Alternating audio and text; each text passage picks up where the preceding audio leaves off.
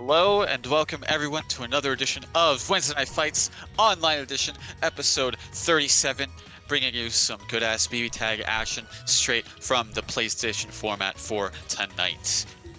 Looking forward to seeing some wonderful matches. Got a decent-sized bracket of 15 people for you all, so definitely going to be some quality and quantity in terms of the matches we have on display.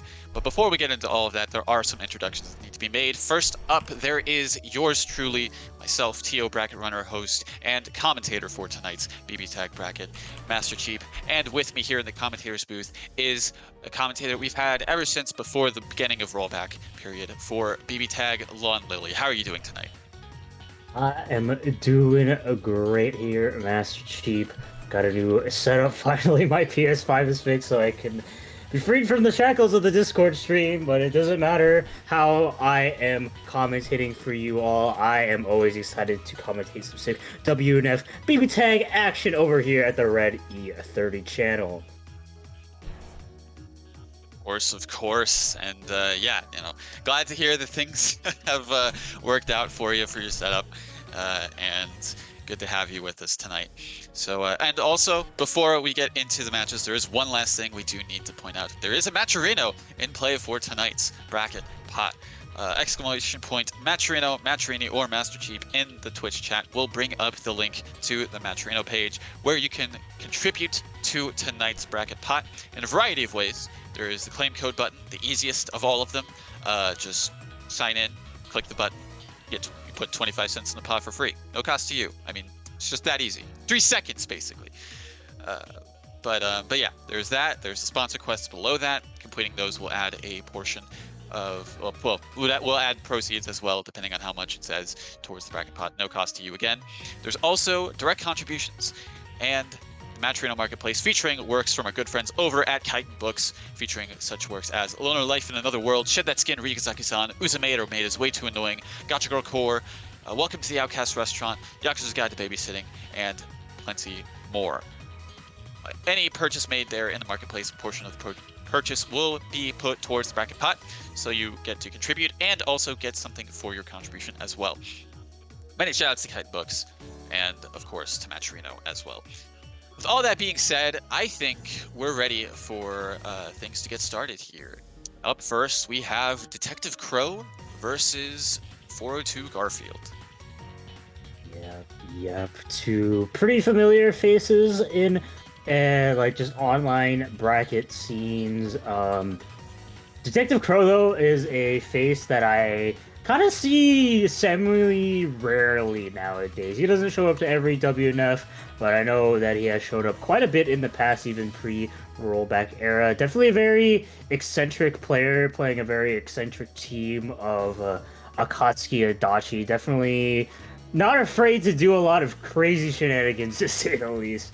While, on the other hand, Carter Garfield, more of a, I guess, cunning and more, I guess, calculated player. Definitely both of them playing super oppressive teams, though. Of course, you know him, and question if you love him. Adachi being one of the strongest enablers for like a lot of characters in this game. I'm not gonna say every character in this game, so it'll be interesting to see how this one plays out. The interesting thing I think going into this matchup is that Detective Crow, I think, coming in with at least a little bit of advantage here with the Akatsuki being one of those characters in the game, like one of the few characters that can really nullify a lot of what Adachi teams want to do, just pairing those Zeos just to completely get safe out of it. So Carter Garfield definitely going to need to play around it too much. Can't just do their typical playstyle of, just set up the B Zeo, the sandwiches with 5P, because there is a parry coming in the back, but we'll have to see how that plays out here in this game one.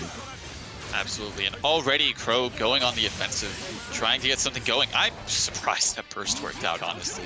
I thought the Azio was going to hit him, but oh jeez, baits out the DP. Unfortunate timing there, going to be setting up the Oki. Yeah, push block the Adachi away, however those 6Bs still coming out. Good defense so far. Unfortunately, I had to waste a lot of meter for that and couldn't quite match out of that situation. And just Carter Garfield going to be getting this burst punish as well. Starting off really strong here in this set, especially with that that hit. Yeah, going to be activating the CC here just to catch the damage. Don't think it's going to be a kill. Yeah, it's going to be some good damage, but yeah, as you said, just barely not killing. Getting the parries off, pretty much invalidating that BZO, but still, Crow, I was gonna say, has a tough mountain to climb, but really just couldn't even begin the trek. Garfield really just taking full advantage of the whole situation, getting the first game. Yep. And I mean, through mostly like non-Adachi setups, right? Just a lot of Seth gameplay, just like mixing him out, and maybe Detective Crow getting hit in a couple places where it was unideal, like on like that corner Oki scenario, just with the media assist and everything. Definitely got to be careful about how you approach your defensive decisions against, like, I mean, pretty much any Seth team, but especially this one in particular, which can create a lot of airtight setups. Yeah, as you said, both of these players are picking up like really impressive teams. I mean, Adachi just in general, but also Seth, nightmare to deal with on his own, but with some like characters, like, especially with Adachi, it's not a fun time at all. But still, Crow getting his foot in the door with this 5C. Nice jump out as well. Ooh! Yeah, Detective Crow kind of having the right idea there for trying to parry that AZO he saw. Just, fortunately, he actually hit the AZO. Right, and even despite that, still relatively even in terms of life values. Ooh! I feel like it's, well, I mean, it's enough to kill. That's all that matters, really. I feel like it could have been a better start if he was able to take it outside of the Tatsu, but I mean, still, a kill's a kill. Yeah, that was still 10k off of Tatsu starter.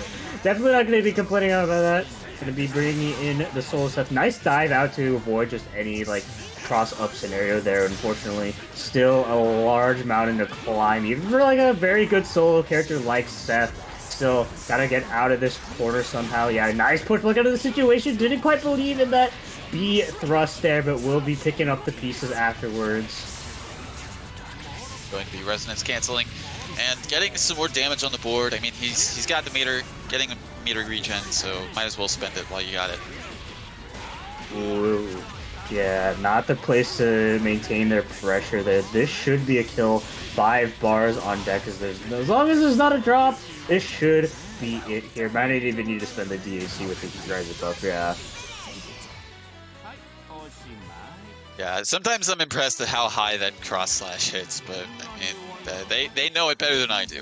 So yeah, definitely that hitbox, I can't say it's very accurate for how much vertical reach it has, or it feels like it has sometimes, but nonetheless, Detective Crow taking that game and tying up the set.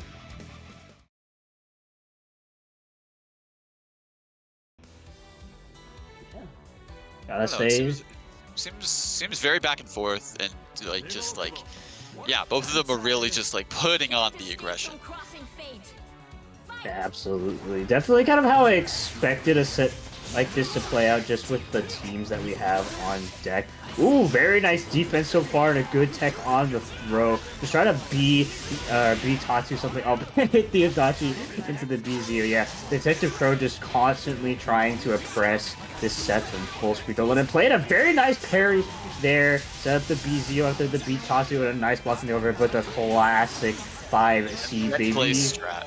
Oh, the DP lasting just a little bit longer than Crow expected. Unfortunate, and causing, oh wow, that could have been a much more threatening happy birthday. Yeah, there's so much chaos going on this screen. Garfield kind of dropping a couple confirms here and there that could have led into some good momentum, but we're just left here with the indescribable scramble that is currently going on right now. A little bit too slow to pick up off of that JC from Akatsuki, but still getting the 5C. Excellent. Yep. If it was a Marvelous, that would have killed. Yep, and going to be killing off the Adachi here, and all this craziness. Got to be really careful about how you call Adachi now.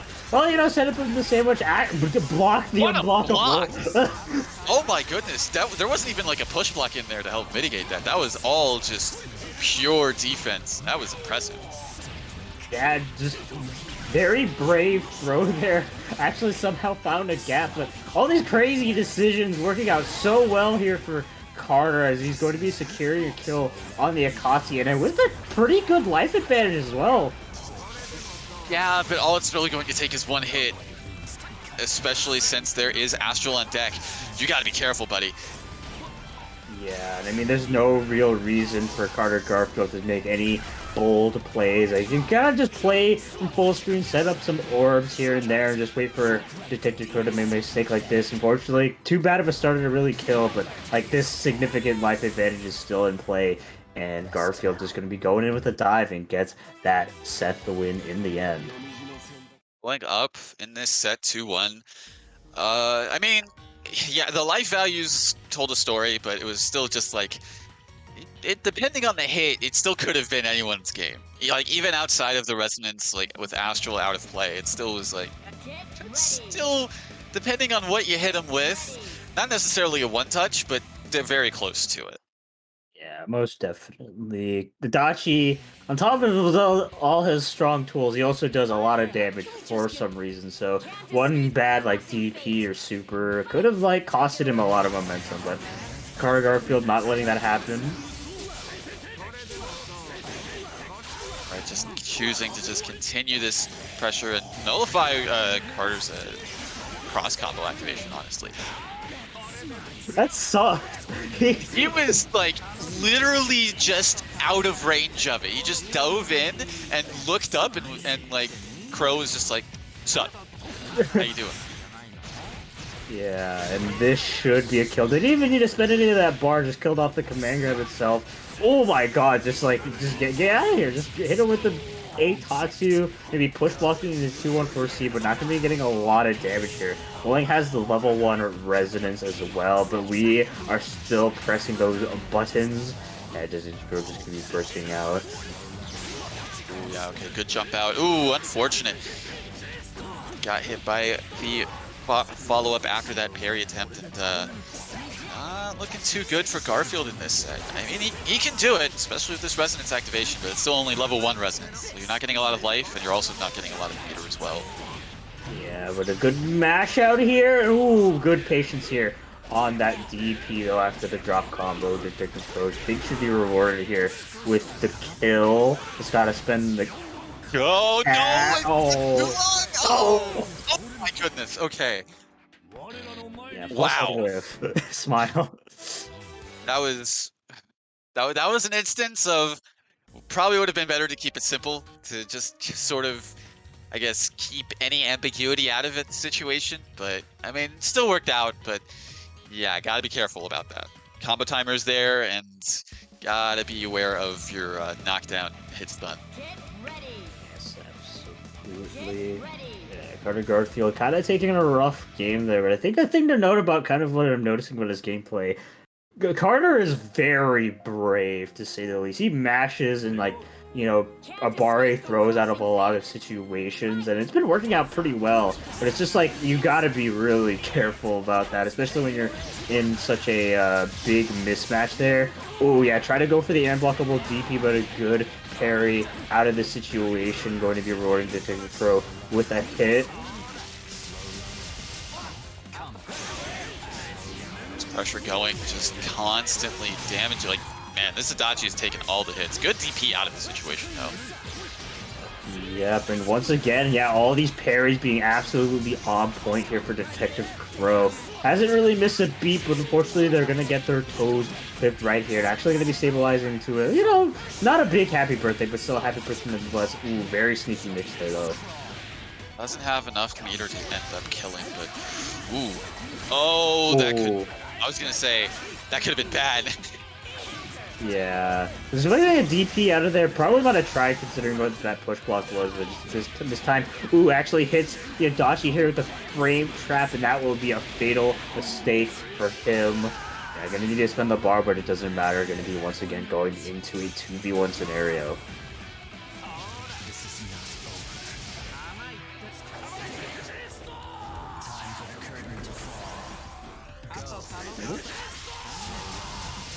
not going to be getting an air unblockable DP. Once again, push blocked into 2-1 for C, but Detective Crow jumping out of the situation. Yeah, just trying to start something started here, but Detective Crow, I think, playing it very patiently. Almost got paid with their life there. Almost died to the set, but fortunately going to be bursting out in time. Oh, no! That happy birthday could change everything now. So now it's a 1v1, and could be risky. Resonance activation. Jumps out of the potential cross-up. Yeah. Oh, Ooh. I think that dive was meant to be an EX thrust. He just thought he would land a little bit earlier. Oh! Ooh, called out. That should be it. Yep. Yes, just one Persona drop from the heavens, allowing Detective Crow to inch out that game here, taking the set 3-2 over Carter. Wow, what a call out there. And yeah. I feel like a part of the reason why that killed was because of Seth being a low health character as well. I feel like if he was like had like 1,000 more, probably would have lived like with a sliver, but that's how it be sometimes. Yep, just the life of playing a 16K.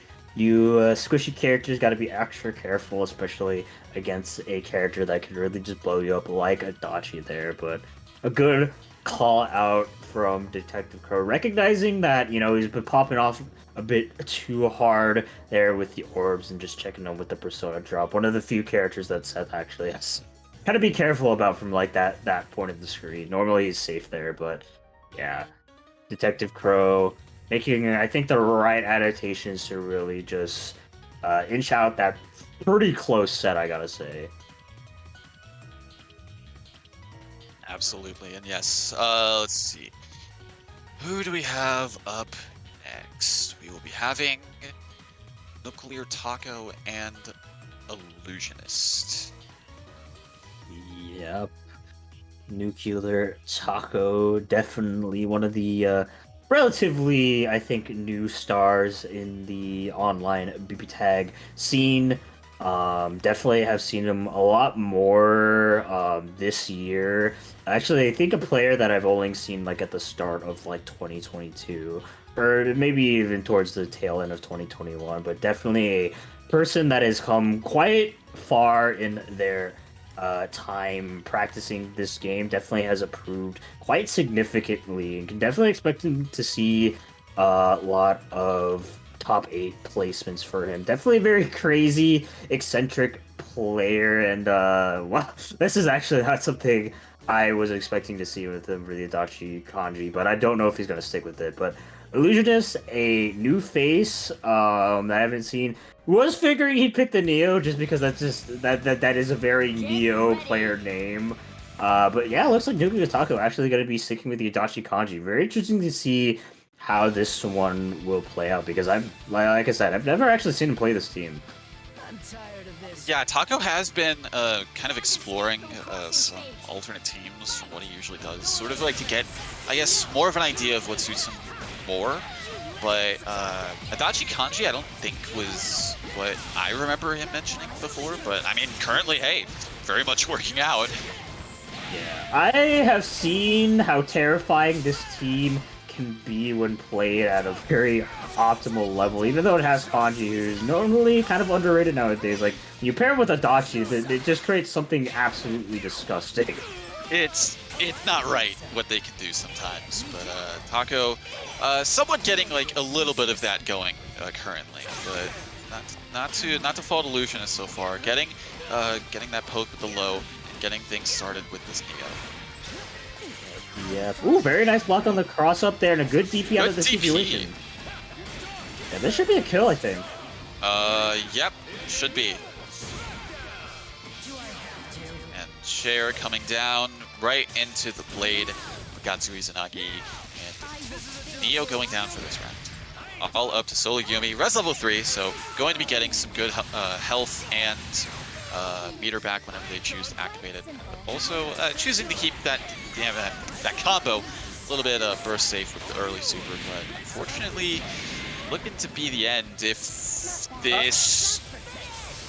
Okay, Taco? Could have just gone into super. Yeah. Didn't need to do that. But yeah, I mean, nonetheless, still a very dominant game despite the drop there at the end. Haven't gotten to see a lot of the super disgusting stuff yet with the team. Kind of inklings here and there. I mean, look, it's Adachi. If you're gonna put it in a situation, even if it's not a BZ, it's gonna be very impressive. But yeah, if that's how strong Nuclear Taco's going in, and it hasn't even really shown like the max potential for the team, it's gonna be a little bit tougher for Illusionist to kind of like get through. But one of the ways you can beat Adachi, just don't let him play. It's just that easy. Well, yeah, just don't let him play, right? Yeah, it's just that simple.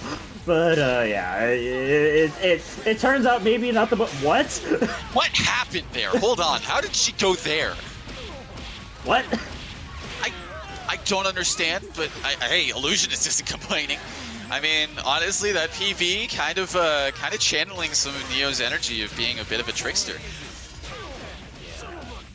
Yeah, unfortunately, had to burst that. Ooh, side swaps. Double side swap, triple side swap. Oh no! I hate to see it. Yeah, I'm really surprised about the decision to swap to Adachi. Because of that. Yeah, because of that. That's kind of what I was thinking was gonna happen. I saw the 2 meter. I was like, you gotta account for this. Aaron blockable DP, barely connecting. Ooh, gets the counter hit. Doesn't get the follow up though. Trying to, yeah, trying to keep things a little bit burst safe. Oh yeah, just a little bit too far with the spacing there. And with cross raid, I don't think that's going to be enough. No. 18k health. Yeah, I mean, Nuclear Taco kind of be forced to play a little impatiently there. Ooh, a very sneaky cross up, and Illusionist taking my butt. Don't let Adachi play. It's not easy. I mean, he didn't really get to play much. Yeah. Yeah, you got like a couple licks in, but fortunately, yeah, couldn't really. I was gonna make an ice cream joke, but no, that's not. It's too easy. I mean, Adachi is for all his strengths. One of his kind of shortcomings is his volatility, as well as his kind of not the greatest defensive option, not the worst, of course, but definitely if you can kind of lock him down, put him in a situation where he can't really mash out or anything, it can be very hard for him to really get out of situations. And Illusionist started off strong once again. Ooh, yeah, just not respecting that setup there. Actually went for the bait and not taking throw as well. Yeah, Nuclear Taco unfortunately dropping the combo. That was a very nice parry. Unfortunately, not going to be a punish. And yeah, just Adachi's playing a little bit more of the game. Oh my God, Taco just is showing no fear. He's just like, you're hitting me? I'm still pushing buttons. Yeah, which is definitely on brand for Nuclear Taco. Oh, but he's not pressing the right buttons to tech, unfortunately. So gotta hold this damage currently. It's not great. Adachi's still living, but unfortunately, that command grab super just not winning out in the end against that burst. Neo gonna be going down. Solo Yumi.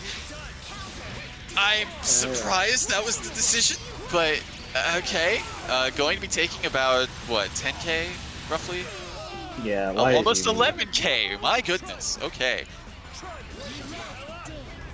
Yeah, ooh, very nice chair dive in. Unfortunately, I think a little bit too many space there for a conversion, but nonetheless... Yeah, probably a little bit too far. Ooh, that DP just barely hitting. Oh no, again, just sent a little bit too far to get the follow-ups afterwards. Gotta be careful if you're gonna be calling this kanji. I'm surprised that DP worked out for him. I'm also surprised he chose to bring the kanji back in, considering the fact that he's at almost literally 1 HP. Yeah. Yep. Just 1 DP, and mashing 7 frame versus 6 frame, no fear. Oh my, yeah, there's actually no fear. Got the anti-air 2A, tried to go for a Bizio there, Persona got stuffed out. Illusionist wasn't ready for that, so couldn't really get any sort of hit off of the cooldown. And unfortunately, yeah, because of that, Taco got away scot-free and took the game. Yep. Definitely gotta be more careful about like not only just like when your character is low, it's just like with the sys calls and stuff, you know, we always say like be careful about your sys call, but like you especially gotta be careful if you're playing so front loaded on a character that you decide to bring him when he's like in a one touch. Especially like in DP range, like one shot DP range, I think is where you really just like shouldn't bother getting the character. Because when you have setups like that that aren't airtight. Oh, yeah, maybe expected that dive kick there, but, you know, Neo kind of going off in a different direction than maybe what he was expecting.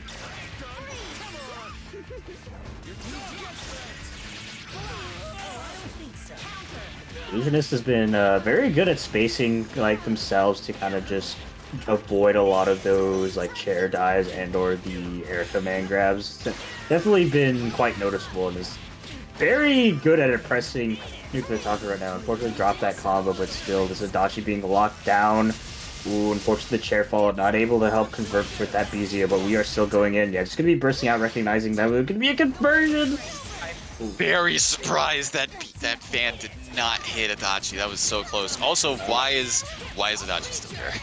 Why is he not with Kanji? It's not good. You gotta get him out of there. You gotta get him out of there. Yeah. Get him out of there. Yeah, Nuclear Taco. Very adamant about keeping characters in when it's like you have another healthy character that doesn't die to his sneeze. Yeah, especially that too. Is I'm noticing he's not really going for the Adachi safe jump. I think as much as he should. Oh, I'm actually kind of surprised I can do that, but Does have info, but yeah, lasting a little long. Oh no, doesn't know the follow-ups, and I guess kind of wasn't prepared for that to whiff either.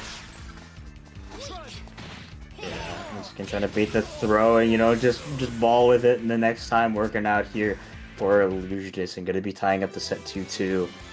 Yeah. Definitely like a lot of moments there, I think, for Nuclear Taco to kind of get some momentum going, but like I just said, I'm very surprised he's just not going for the Adachi safe jump. Like that situation when he was low was like the perfect opportunity to get him in because of how safe Adachi swap-ins definitely can be off that specific scenario. So I think showing some team unfamiliarity there for sure. So Nuclear Taco definitely got to watch out for that as well. As like, you know, making sure your character doesn't die because they're at like 2 health. Yeah, that's a very big thing that I'm seeing. And yeah, as we said before at the beginning of this, he's been trying out new teams, trying out something different. And so yeah, that might be having a hand in what we've been seeing in terms of like drops or unfamiliarity with setups. But going back to the match, just this Kanji is not having a good time. Just pretty much dead. Oh, I was gonna say the command grab actually catching the burst this time. And the Illusion is just running roughshod over Taco right now. Just completely just keeping things. Yep, that she was on the ground for a long time. I know that's supposed to account for like his laugh, but my goodness. Yeah, I love how she was being dragged away too. Alright, yeah, Nuclear Taco, you know, looking rough in the beginning, but this is really the time to get going. Oh, block the 5C, you gotta get, that wasn't the right thing. I think it was safer to go for like an AZO there or something. Yeah, let's clear with this. Yeah. But yeah, not, oh, very good actually. She's dead. Yeah. Has the follow-up too, just in case, but won't be needing it here. Yeah, quickly turning the tables here into a 1v1. Okay, yeah, I mean, it's still better for Yumi. I mean, yeah, still better for Yumi in this situation. But oh, yep, the recovery on the chairs. You are getting grabbed. Yep, that is frame 0, by the way, after the super flash. As most command grabs are. Okay, yeah, one-touch situation here for Illusionist. Oh yeah, goes in with the command grab. Does this kill? Yeah. Yes. Taco just barely making it back after what seemed to be a super rough start to this match. And wow, unexpectedly for me, like I'm not gonna lie, that surprised even me. Taking the set, 3-2. Yeah. Yep. And what I can only describe as taking it quite literally by the skin of his teeth. If it was just a couple of frames off that EX chair dive, then like yeah, it would have been a dead kanji. But yeah, Yukio Taco barely winning that set, but nonetheless taking it 3-2 and moving on to the next round to fight True Care. Hope you like Neo because you're fighting another one.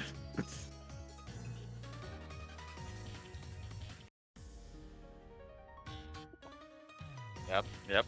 Just hope you're not lactose intolerant because you gotta deal with a lot of ice cream. Yep. But yes, going into our next match, going into winner's quarters now, we will be having Mr. Eater versus Not Jerry. Yep. Mr. Eater, a definitely not a BBTAG newcomer in the slightest, but a person that is kind of a newcomer at least to the WNF and just kind of like PS4 online brackets in general. A PC tag native who recently got it here, or got it on the PS4 console, but yeah, going to be locking in with the Adachi Izoi team that I don't know how long they've been playing it for, but definitely very terrifying opponent to have to face. But not Jerry, sorry, definitely no slouch himself. So definitely going to be, I think. I don't know if it's going to be first exposure or not, but definitely not a matchup that I have gotten to watch play out. So, yeah, we'll see how this one plays out. I guess redundancy. We've been caught. Not a good look for the intelligence Yeah. Jerry definitely a force in his own right with this Azuma Carmine. Eater has been showing out to some of these brackets, doing pretty well. Adachi Izoi we have seen before. So definitely threat. Like Izoi, I've played enough against Chop to know. Yeah, that character's kind of dumb. So, but Jerry definitely has some good setups with his team of Azuma Carmine. Really does kind of like a lot of times force you to make a decision as we're seeing here, and sort of make you kind of panic as well. And Eater on the verge of losing, yeah, this Adachi who has the burst. Yeah, it's just been the Hazama train absolutely wrecking Mr. Eater here, and I mean, it doesn't stop. It's just constantly Hazama. He's being one smooth criminal, let me tell you. Just dancing all over them. Ooh, good mash to avoid that command grab as well, but unfortunately, first getting baited, going to be losing Adachi. Not looking too great for Eater. Yeah, absolutely not. And the Ezio, we've definitely seen some crazy Ezio comebacks thanks to Chop Suey, so that we know how capable this character can be when it comes to like getting out of this situation. But you gotta navigate through this Carmine specifically. But ooh, yeah, it teleports directly behind you. Nothing personnel can unfortunately drop in the combo there, but able to get the 5B afterwards too. And this Ezio comeback looking slowly more possible by the minute. Is doable, but still, it's just one wrong move is all it takes, especially against Carmine. I feel like that could have been it, but able to get another hit afterwards. Jerry taking one on the board. Yeah. Definitely a showcase of just the sheer oppressiveness that Not Jerry's Hazama can really bring to the table. Just a lot of, Alright.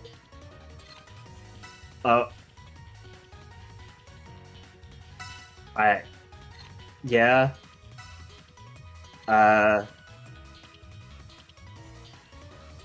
Oh boy.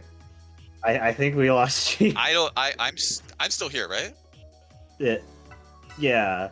Well. Hello. Hi. Okay.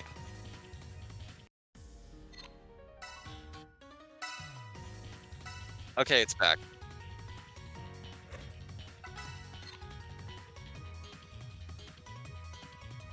Well, I mean, at least that game concluded before we got yeeted to the Shadow Realm. That was very weird that that happened. This is Californian ISP's fault as well as PC Tag. Y'all, honestly, I'm inclined to believe. Yeah, they're working together. Yep, this proves it. They're trying to silence us.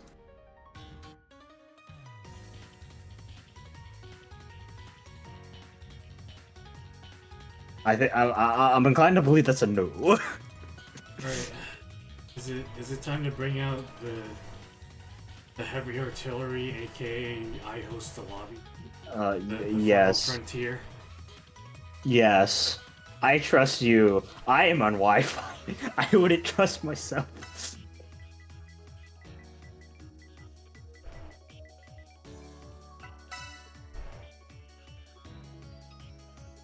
So, Yeah,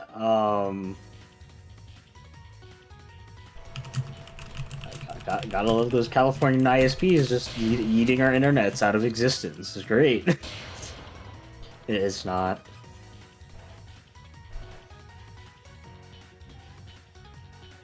You know, I think while we wait for cheap, remind everyone in the audience about the match arena here for tonight. Make sure you guys go over and click that link that the Nightbot has provided for you. Go in, sign in, and click that claim code button for a free 25-cent donation in tonight's bracket pot. It's free, quick and simple. And did I mention it's absolutely free? Make sure you guys use those codes before the end of the night. We got 42 codes of those left. You know, we got a nice 33 people watching. Won't be able to use all the codes with that, but make sure you do your part by using one of them. But we got some other we no longer have other free ways to donate money to Party the Pod because we no longer have sponsor requests. I'm panicking, but we still have other ways to donate money into tonight's bracket pot, such as the direct contribution button over on the top right. Click that yellow-orange contribute button. Put in as much money as you'd like from your own pocket. It can be as big as $1. It can be as big as $20. Doesn't matter to us as long as you donate money. You are cool in my book. But if you want some merchandise with your direct contribution, we can hook you up with some wonderful manga supplied to us by Kaiten books such as Your Good Guys Babysitting, Letter Life in Another World, Welcome to the Outcast Restaurant, Shed the Skin, Ryusaki-san, Uza-maid our maid is way too annoying, and my dad is the queen of all VTubers. Make sure you guys check out the Matcherino page before the end of the night, and make sure you use those codes by the end of the night as well.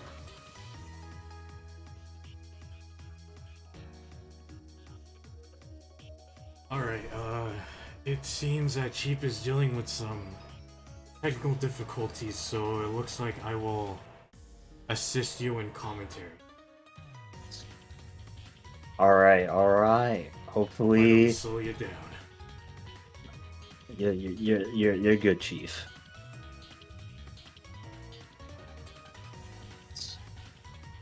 I guess we should let them know that they're ready to start then.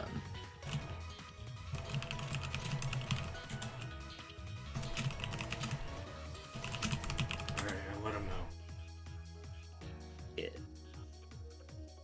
So, we saw a couple of the, in that first match, it was just really Mr. Eater struggling a lot just to try and get a foothold in this Hazama.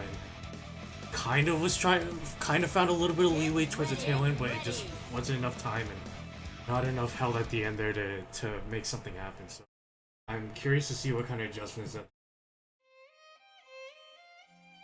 Yeah, definitely.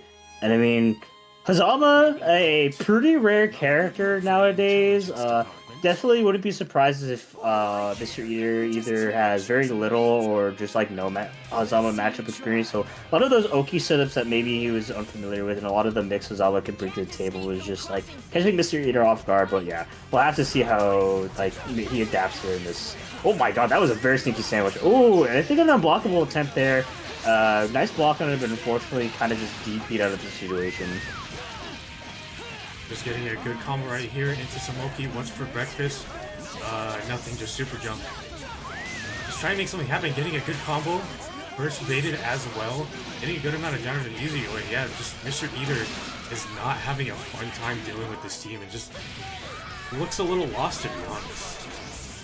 Yeah, loss is definitely the correct word here, as just Mr. Eater is just like, man, he can't get out of any of these scenarios, constantly getting hit, but will be finally getting going here with this DP punish. And Carmine, you know, interesting enough, hasn't really gotten a chance to absorb a lot of health, so it's going to be actually in the red zone here.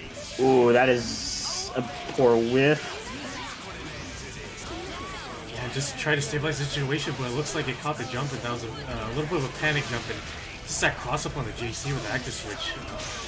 Good call out as well, and that's going to be game 2 for Jerry. Yeah, once again, the Hazama train doesn't stop going, but the Carmine conductor is also in the train now. That rolled off the tongue way better than I thought that would. Are you back, Cheap? I love Spectrum Internet. Let me tell you, 100%. I love Spectrum. Yep. Right. Thanks, California. I descend back into the shut the hell up dimension. Take it away, Chief. I'll do my best. If I get shot again by my ISP, you'll have to come back. You got it, Chief. That's up to them. All right.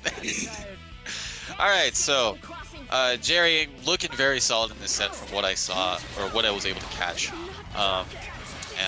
Yeah, Eater not really getting much of a foothold, and that continues to be true, honestly, with how things are looking in this game 3.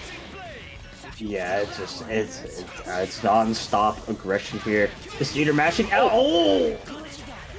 He wasn't ready. I wouldn't be ready for that. That was a whack hit. Ooh, very good snipe out of the 6P. Yeah, both of them trying to fly towards each other to get a hit, but Miss Eater coming out on top.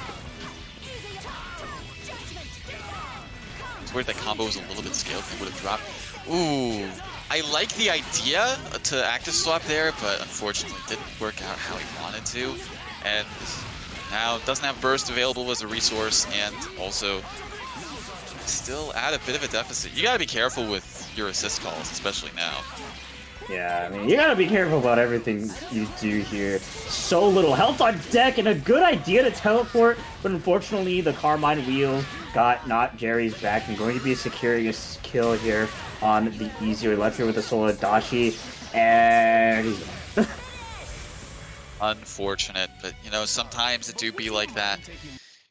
This game, anything can happen, but what happened was Jerry taking this set 3-0 in a somewhat convincing manner. I think somewhat is a bit of an understatement. Definitely a super dominant set for him, and it was just like, frankly, I think just Mr. Eater was lost on what to do against Hazama.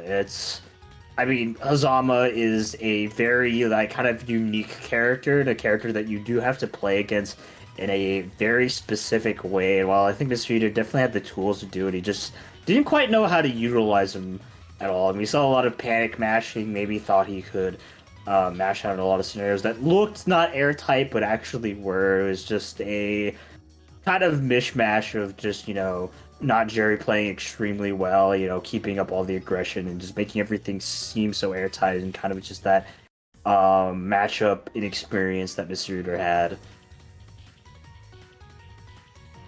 Absolutely, and yeah, could really see that in the match that was going on. I'm doing TO stuff, so yeah, continue filling dead air. Yeah. Don't worry, Cheap. That is my job.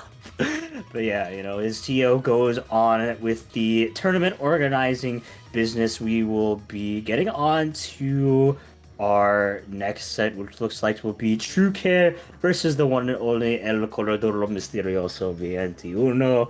And yeah, this is the I always want to say like the WNF or at least like online BBTAG bracket kind of like classic set here. True Care Mystery. It's just so much matchup experience against each other over like the 2 years that 2.0 has been like out for, almost coming in I think at 3 years too. God, I feel old. So yeah, just absolutely two players that go back and forth, at least when Mr. Racer decides not to hoe himself. But yeah, always a pleasure to see two veterans of these brackets duke it out, and don't really got much more to say about it. It's like, um, Mr. Acer definitely usually lock it in with like Naoto Shirogane with the Adachi to play a very oppressive kind of gameplay here. Just, set up a lot of easier scenarios with Naoto 6P, get in, set up some unblockables with Naoto, just really like vortex your opponents to death, and as well as threatening a lot of kills with like marks and everything. While True Care definitely more like a like elusive or hard to like pin down player that really makes you work for getting those hits, just because like the way he navigates around neutral, and especially the way like his offense is structured and how hard it can really be to block a lot of like the layered mix that he has. So yeah, it's usually a matter of like who really gets that first hit in time, and like who can really seal out of momentum to see who wins any given game. So we'll have to see how these ones play out here. As yeah, I think they're ready to go. I let them know they're good to start, so just waiting to see. Ultimately, the way this set's gonna go is it's just a matter of answering one question: is Mr. Eraser gonna get hoed? Yep. And That's all this boils down to. Will he hoe himself, or will That he is- get hoed? That is the sub question to the main question. Who's doing the hoeing, True Care or himself? Because dear Lord, I joking about it a bit earlier, but yeah, Mr. Acer definitely has the tendency to just not win games he really should. Up down here with the unblockable, always a good start. Unfortunately, not going to be getting a burst out here. Oh, that was a very nice back down.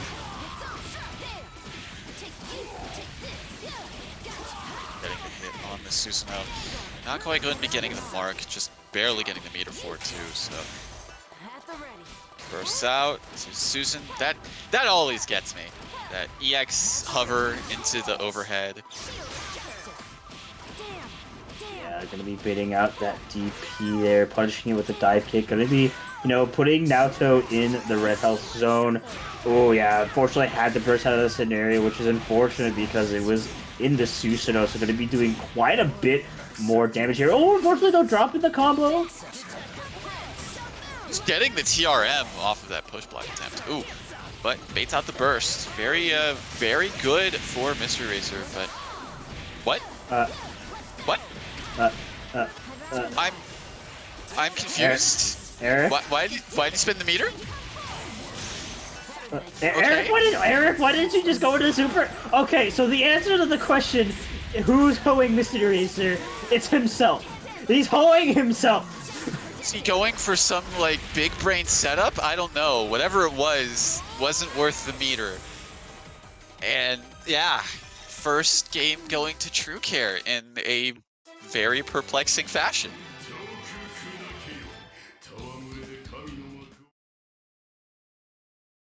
Eraser, please, for the love of God, stop hoeing yourself. I can't keep on watching. Yeah, like, I don't know what he was going with that Mudo setup, and I especially don't know why he didn't go into just cross slash there. Did he think that the character was marked? He hadn't done that at all that match. Like I don't understand. Did he do the wrong super? I don't know. Whatever the case is, I don't think we'll find the answers if we keep on questioning it. So we'll have to move on and face the reality of the situation. That yes, he did hoe himself. Yes, he did lose. Will he correct that mistake? We'll have to see. Definitely. Alright, yeah, gonna be setting up shop. Ooh, very good 2B there, and going to be getting a happy birthday. Double mark? Better do a double mark. Yeah. Okay, double mark. Ooh! gets the air hit as well. Not going to be enough to kill, but still very threatening position to be in because you've got, well, I was going to say you've got a Shirogane with meter, but unfortunately does bait the burst, but not going to be getting as much damage as he hoped. Yeah, we'll try to go for Oh, it. it's dead. Ah, that sucks. Yeah, that was just unfortunate there. But thankfully, I Mr. mean, okay, it's still, both characters are marked. Yeah. It is now a one-touch situation, though, for everybody involved in this match. Yeah, this is going to be something for sure. Ooh, try to go for a fuzzy there and just missed. All right, well, that is a kill on the Susanoo. Now, all you need to do is land one more hit. Can you land one more hit is the question. He's setting up the Hama. Gonna be forcing out a lot of push blocks. Oh! Yeah. Didn't even need the instant kill. Just the chip damage and everything else involved was enough to whittle down that Neo to just basically die from a basic combo. Yep. Definitely was expecting out like just the metric ton of push blocks there because that felt like a do or die scenario there, but believed in their blocking and was unfortunately not correct there. And Mr. Racer not hoeing himself this time and will be taking the game. Now he has to do that 2 more times. Yeah. Can he keep up the streak of not hoeing himself? We'll find out. And just goes in with the anti-air to start. Wow, what a statement to make. Oh yeah, I think Ooh, you gotta be careful. Yeah, how you approach that. Bruh. Yeah. I mean, yeah, get sent high enough to do a follow-up afterwards, pretty much, no matter what, if it trades. What happened? Everyone except Neo got hit somehow. Wow, yeah, just gonna be dive kicking through the 6P, but Oh recognizing my it. god, that was so smart. And she's dead. She's gone? She's gone, and now there's a mark. So, that could have been bad. Well, it is definitely bad because he's getting hit with the overhead and going to be losing Adachi. Yeah, but it's still definitely a one-touch situation for everybody. Like, unless Susan gets a bad hit, he is brave. Oh, he is a braver lad than I am. Oh, goodness gracious. And cancel into the Hamon. Push block, push block. Oh, you gotta hold this. One more push block in your pocket. Ooh, what? Okay. Yeah, maybe kind of going for an auto confirm off of that potential fuzzy. Yeah, but I mean, it's gotten to the point. Oh. Okay, that could have been really bad, but yeah, it's gotten to the point where there's pretty much, I was gonna say pretty much no meter, but now he's getting all the meter that he needs, but not gonna be putting it to use. I'm pretty sure that was like catching jump squat, if I had to guess.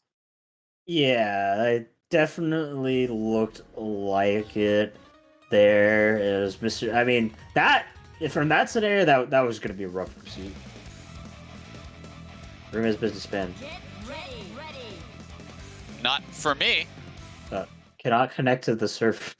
I'm still in. I'm still in. Everyone else is still in. No. I think so. Shoutouts to California ISPs. It's so weird, but I'm still in the Discord call, but I'm like, PS. You know, Chief, we're playing M1. I'm letting you front this commentary. Get in there. Hey, all right. I'm terrible at fronting. Cool. So, yeah, oh man, I'm terrible at fronting, especially with how this match is starting out. Clash happening. Racers somehow getting the short end of the stick in almost all of the scenarios there, and not blocking the toes. So True Care still getting some good damage and corner positioning now. And just hitting that fuzzy overhead, and yeah, you have to burst or else, yeah, True Care almost had 4 meter, now it does. But lost Naoto over the DHC, but moving forward, yeah, just in a scramble situation, and yeah, Forgot True it. Care has 2 meter, and he's in a sandwich. He will super. Just going in, keeping the pressure, trying to beat a push block, but couldn't confirm that last hit. Yeah, God, the anti-air actually working from relying Itachi. on the funny button. But excellent draw. Oh, dead. Yep.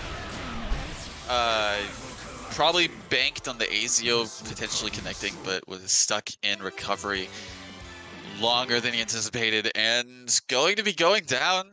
True Care tying up the set. Your return.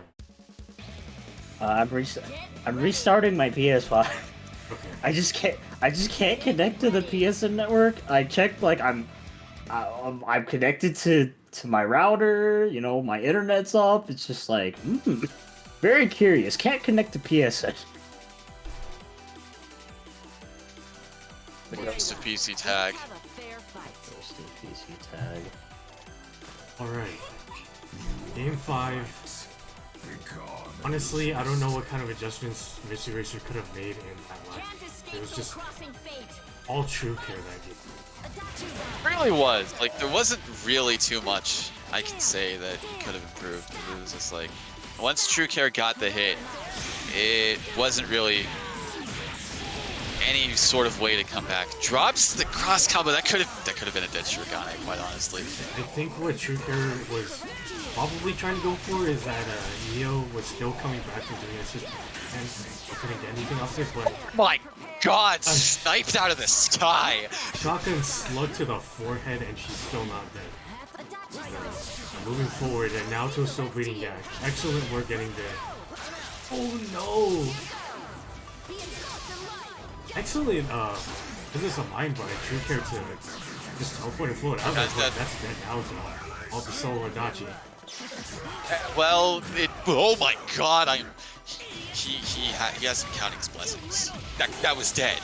That was 100% dead if the Susanoo got the hit. But I mean, Neo's getting a hit, so it's not dead yet. But next hit will kill. Okay, a good clean, maybe a counter hit, but yeah, unfortunately dropping the fuzzy. But yeah, this is just a tall mountain to climb for Missy Racer right now. And putting his sandwich. But good luck and Godspeed. Yeah, unfortunately chose the DP, not the best situation to do that in. Going to be going down, and True Care taking the set 3-2. Honestly, with how often that Missy Racer and True Care plays, it could be just a lot of implied mind games that may seem like a weird decision to the rest of us, but probably some 5D chess galaxy brain read that worked in another timeline for Missy Racer or True Care, but unfortunately just didn't work out. Just getting hoed, unfortunately. Moving on to the other side of Winter Semis with Negative Crow versus not Jerry. Yep. And I'm back from the depths of hell. You cannot keep me down there forever. It's time to return to the Shut Up Dimension. Godspeed. Yep. Doing God's work, making sure the stream runs smoothly, and the commentating when one of the commentators' internet just decides to crap the bed. Oh boy, This happened with both of us now. it's just like, I mean, like my internet was fine. It's just like I got signed out of PSN, which I thought was only a PC tag issue. So, no, getting signed out of PSN on the PlayStation is more likely than you think. Yeah, on the PlayStation. Crazy. I can't believe I've been signed out of PSN more than I on PC than I have on PSN. Like I barely get signed out of PSN on PSN. PCs have. Well, whatever the case, we are definitely signed in and ready to watch this match between Not Jerry and Detective Crow. And you know, again, the thing is, it's like they have. We've mentioned the aggression from these two players, but they have different types of aggression. Whereas, like, Crow is definitely more into the, I guess, how to put it? In your face, like headstrong. In your face, in your face a little bit. Like, I mean, like these two characters do facilitate that from this side, but also it's like Jerry knows very much how to play to Hazama's strengths with like these chain pokes and like how to keep you guessing in terms of Oki, etc. But and you know, we saw that in the beginning of this match too. But Crow definitely starting to make a comeback as well in this. Oh my god, unironic Adachi JC usage. Outside of combos, it was wild. Yeah. Alright, gonna be setting up the Bloodhouse. Oh, I just realized this blue big combo not gonna be mattering too much. Yeah, probably, I don't know if that was a Oki setup or trying to keep it all burst safe, but we'll be getting reversal here. Ooh, could have potentially been a game-ending happy birthday there. Thankfully, corrective Crow, not quite it, but you gotta be really careful about, well, how you play the Akatsuki. I was gonna say call the Akatsuki. Yeah. Yeah, just beat to too straight. I don't. Okay. Okay. You know what? You know what? I was gonna say I don't think that works, but Crow knows more than I do. Yeah, unfortunately, not gonna be a kill and gets the counter hit. 5C meaty baby. Crow making this a 1v1, but yeah. Definitely would say that between the two characters, like Hazama is definitely more of, I think, not Jerry's character. But like, oh my god, maybe spacing it a little bit too poorly there. Not gonna be a kill, question mark. Yeah, not gonna be a it's kill. not. That doesn't have the meter gain to get the follow-up super. Oh, that with that JA, that could have been it, honestly. But gotta be careful. Yeah, really banking all of that on that 5C. Unfortunately, was blocked, punished, and Jerry able to grasp victory from the jaws of defeat. Yep. Definitely quite wild there. Yeah, definitely seeing a lot of, like, you know, what you were saying in terms of just how differing these two aggression is, because they're definitely, you know, two players that want to like be in your face, but they definitely approach it in like kind of differing ways. Like with Hazama Carmine, it's more just about like really oppressing your opponent with like these launching over, like, you know, just as did right now. You really abusing those chains, making sure that there's always you know, the threat for him to go in, or at least sniping out too. This Crow is just like, I need in. Yeah. Ooh, man, both those DPs going unpunished. So, very much working out for Crow, but unfortunately, this is getting pretty close. Yeah, didn't quite have enough time to go into a cross ray there, but nonetheless maintaining the momentum here with this burst punish. Going to be getting the Oki as well off of this. Oh man, okay, could have been worse. Crow jumping out of the situation and using the swap in the Akatsuki. Unfortunately, because of how low he was, all it took was really just one good hit. Yep, and the Carmine 5P's able to hit Adachi out of the skies here. Don't think this is, yeah, this won't be a kill, but nonetheless going to be getting a very safe swap into the Zaman, forcing the Crow to pop the resonance and, yeah, try to mash something there on the wake up with the Carmine wheels just covering the not Jerry's Oki there, and we'll be taking the second game.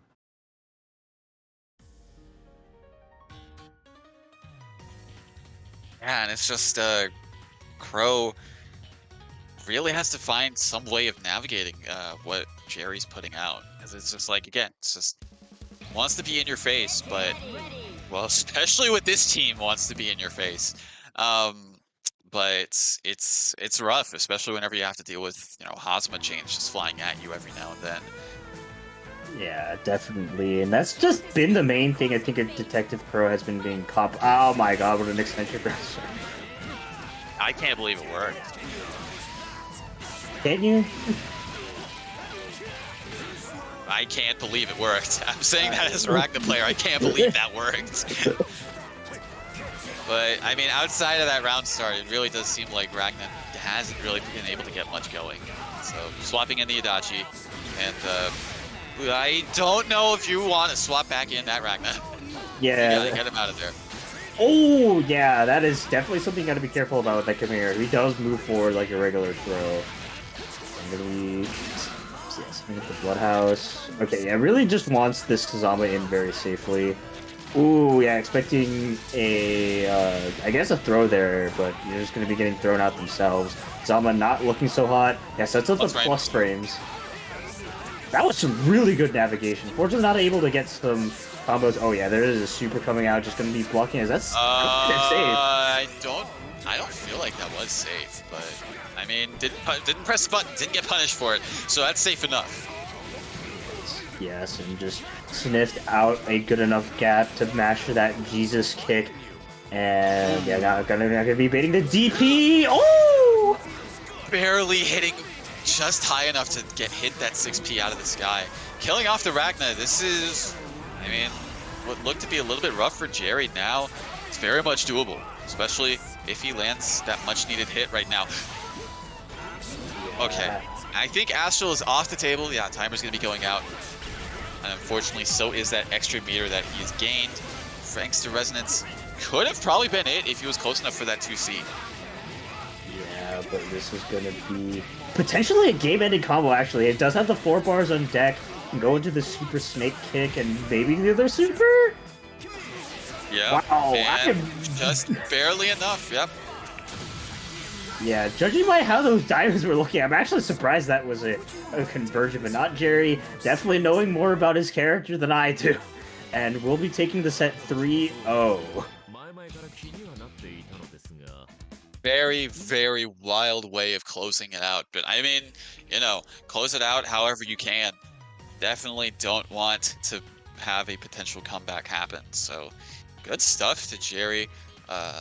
Moving on to fight True Care in Winners Finals. We will be getting to that later, but for now, we will be moving down into the losers bracket. And on deck, losers round 3 to start things off for our losers top 8 will be Illusionist versus Yosuro. Yep.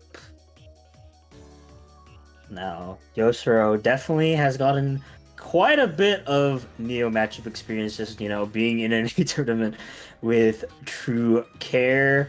Though that being said, Neo players I tend to notice have definitely varying degrees of like how they play her. Definitely Neo is a character that is very flexible on how you play her and how you utilize her tools. So no two Neo players I think play exactly the same. So even though it's the same characters, it might be implementing the same setups. Definitely going to need to change their mindset from like fighting True Care to fighting someone else, I feel like. But Yosuro, definitely a no slouch of an opponent, picking up with a strong team as well with the Narukami Adachi. We'll see how these two play out, especially since they're kind of going on with like kind of adapting to like Neo playstyles. I don't know if these two have played often in the past. Like I said earlier, this is actually my first exposure to Illusionist, so yeah, gonna actually be going into a different team though with the Neo Carmine, which I do think is a stronger fit for well, just any Adachi team in general. And already off to a good start. Getting, well, I was going to say getting some damage, potentially corner positioning, but Illusionist just choosing Violence, and Yosuro on the back foot now. Oh my god, that reset. Yeah. Players really do be loving their resets. Yeah, going in with a head bonk overhead, forcing out a burst, but yeah. The classic. The Neo player has 2 bars. What are they going to do? After hits, you get a combo. I don't know why. Why does At 9K. He needs it. Why is everyone swapping into their red health character tonight? Like I don't know, but it is causing me so much anxiety. Like, I'm just like, why are you breaking in this character that is about to die? Come on, man. And also, why are you calling in the assist that has 1 HP? Especially since that assist drains your health. Like, okay. If it drains your health, then it's like, okay, it doesn't really matter if they're at 1 HP. But still, it's just like, oh my god, one bad call is enough. People playing fast and loose tonight. Yeah, it's it's been interesting, but you know, the classic Yosuro match able to catch out illusion. I'm actually surprised Cameron was on that side. I got hit by that too, and I got hit by that DP as well. I got hit by everything because I'm not playing this game. So true. But amongst everything, Yosuro managing to find a way to win the match. I mean, it was looking rough, especially with Narukami already going into the red as early as he did in that match, but able to swing things back in his favor and take the first game. Yeah, and dear Lord, people, look out for your assist health. That's yeah, there's definitely a lot of scenarios. I think on both sides that could have potentially ended in disaster. And I mean, going to be playing a character that, you know, doesn't drain their own health with the Batista. And oh my god, yeah, Yosuro trying to mash out of that situation, but we just got kicked to the face. That, oh yeah, the Neo Dash going on the other side, stealing corner and allowing that, allowing that Batista assist to land. I was like, you're not gonna hit the Adachi? He's right there, but chose not to, and still getting some good hits in on Narukami as well. That's what I would say. Yeah, actually split the bar there. Kind of surprised with that. Yeah, activate the CC, just going to be jumping out. Adachi getting hit here, but so is the Batista. Yeah, both cross combos kind of nullified here, but I definitely think Illusionist came out better in the deal. Both DP straight out of the situation. Two DPs. Will he do more? We'll have to see. Unfortunately, I don't think we'll see any more DPs from Adachi. Cross raid. Oh my god, he lives by the skin of his teeth. Worst part is Super wanted to kill. That Super actually has less minimum damage than... Yeah, I know. Neo player moment. Why? Oh my god, why are you bringing him in? Bro. My brother in Christ.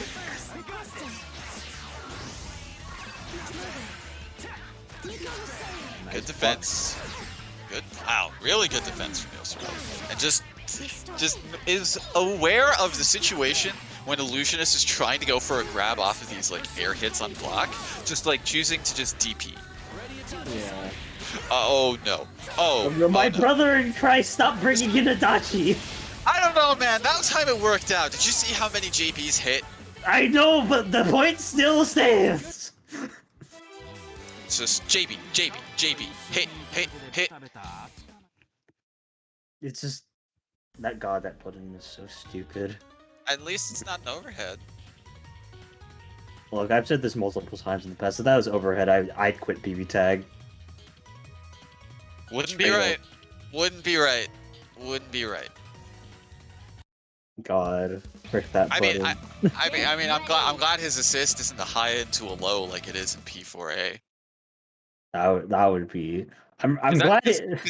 That's what that move is in P4A. It's a high and then a low, and it's his reversal action. And I'm really glad they didn't translate a lot of things from Persona 4 Arena, but I'm also ruining the day that they decided to give him so many more tools in this one. I just ran forward and got hit, huh? Yeah. These standing fuzzy resets, man. Always so disgusting for me, oh. Tried to do it once more to kill off the Narukami, but no dice. I mean, hey, baits out the burst though, and not as much damage as one would expect. DP's out of that stare down situation. What was he trying to do there? Mash. Was he really trying? Was that Heat Riser that I saw? I don't know. It was a Persona move for sure. Ooh, but yeah, Yosuro, given the opportunity to mash, he will mash.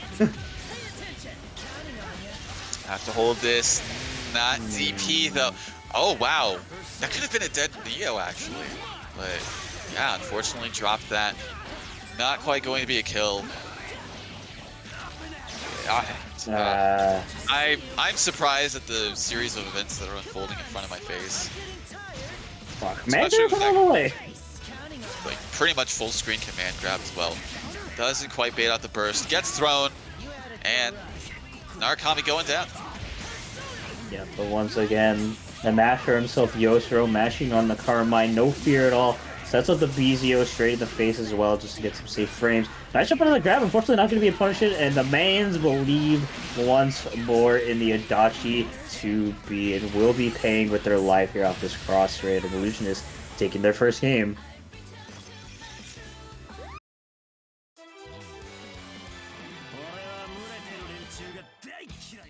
All the buttons to mash. You chose 2B. One of the most unreliable anti-airs in the game. And he was just like, bet. And he lost that bet.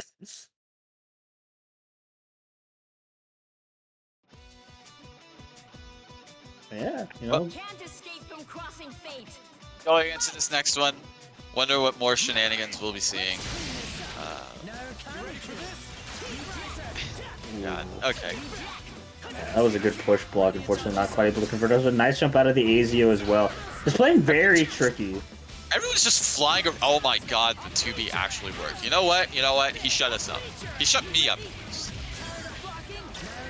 It doesn't change the fact that it's the most one of the most unreliable anti-airs in the game. It can work.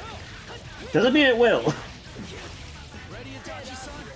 So he's trying to get out of throw. Oh. Okay. I was worried there was going to be no punish. Not quite as big of a punish as it could have been.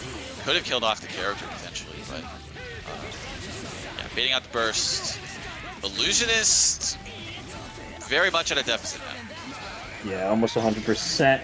Actually, somewhat worse that that triggered that early, but still getting hit afterwards too.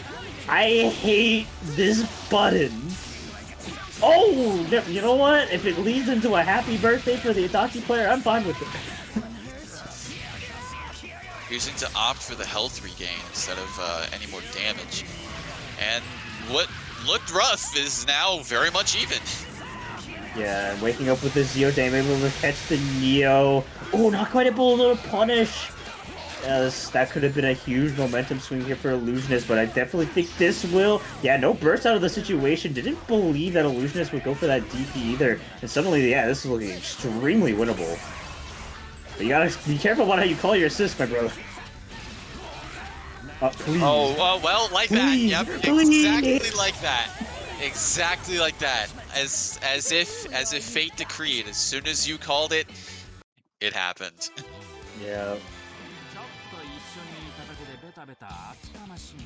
I can't tell if that was commentator's curse or not. That I don't know if that was. I mean, I don't know, but call it what you will. But what I'm calling it is Yosuro taking that set 3-1. Yeah. Yep. And like, man, Illusionist doing so well in that matchup, navigating like around Adachi so well despite the life deficit, and it was just like, if they were just a little bit more like cognizant of their like assist health and all that, then like I definitely believe they could have won that game and maybe even the set, but made too many quite literally fatal mistakes there and just will be losing it off that. But still, top 8 for their first WNF. No small feat, so congratulations to them. But yeah, we'll be having to move on to our next game, which looks like will be Detective Crow versus Garfield. I don't think it's Illusionist's first WNF. I really feel like it is. Like, I might, at least for me, it's my first time commentating them. That is fair. That is definitely fair. But I feel like they entered one in May. So, okay, so it's not their first, but I guess it was a long enough gap where it almost might as well be. Yeah, you know, second, first, still. Nonetheless, their top 8 placement is not to be, what's the word I'm looking for? I hate English so much. I'm so bad at argued? I don't know. God. Commentators say words challenge impossible. Whatever, they got top 8, good for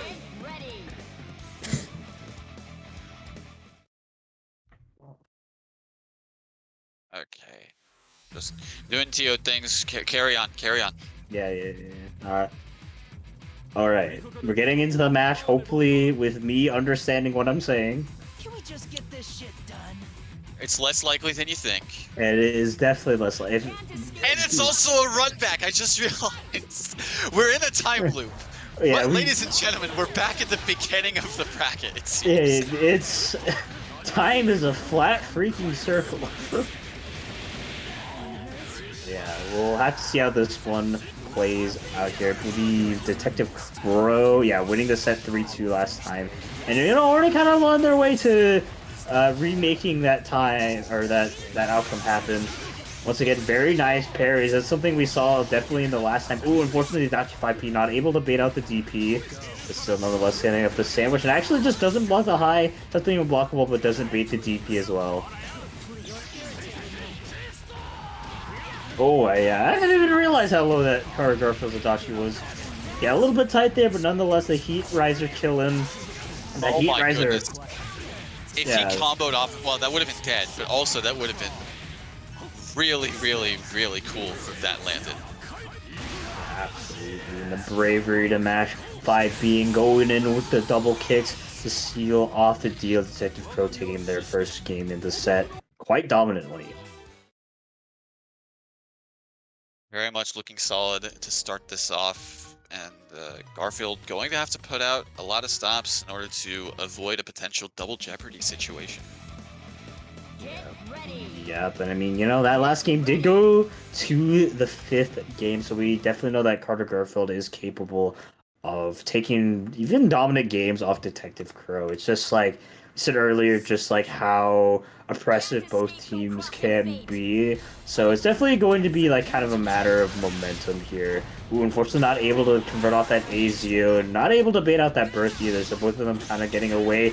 But yeah, the B Tatsu always going to be hooking it up here with these funky confirms. Yeah, once again, Bro, BZO. there's so much happening, so many scrambles. Oh, jeez. I'm surprised that the health values are what they're at, because I feel like a lot of damage was just left on the table for both players.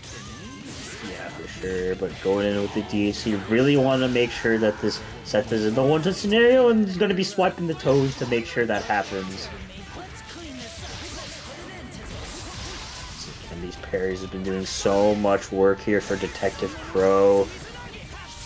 I mean, yeah, he doesn't really have a reason to like go in. Unfortunately, got hit by the Vorpal Blade, but the B Tatsu once again, yeah, hit him out.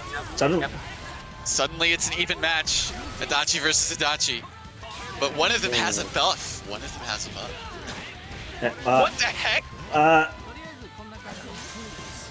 Man. Oh, okay. Adachi trying to unleash his inner cool guy. Instead of inner cool guys don't look at explosions, it's cool guys don't look at AZOs. Yeah. Alright, yeah, I mean, Detective Crow has such a huge life lead there, and just opposite pop the resonance. Doesn't even really need it, just caught the toes there. Garfield trying to make the Adachi comeback to Legend, but couldn't quite seal out the deal. And suddenly this is a 2-0 set here for Detective Crow. Looking very, very bad for Garfield. Not only a double jeopardy, but also a potential 3-0 as well. So have to pull out a lot of stops. I mean, we saw some shades of it there towards the latter part of that last match, able to mount come back and get things kind of back in their favor, but they'll have to do some more of that in order to swing this back and potentially take the set. Yeah. Ooh, baited the DP, but actually was able to swap out in time.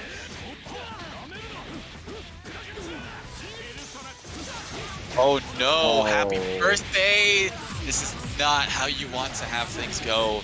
It's not dead, but both characters are really, really bad.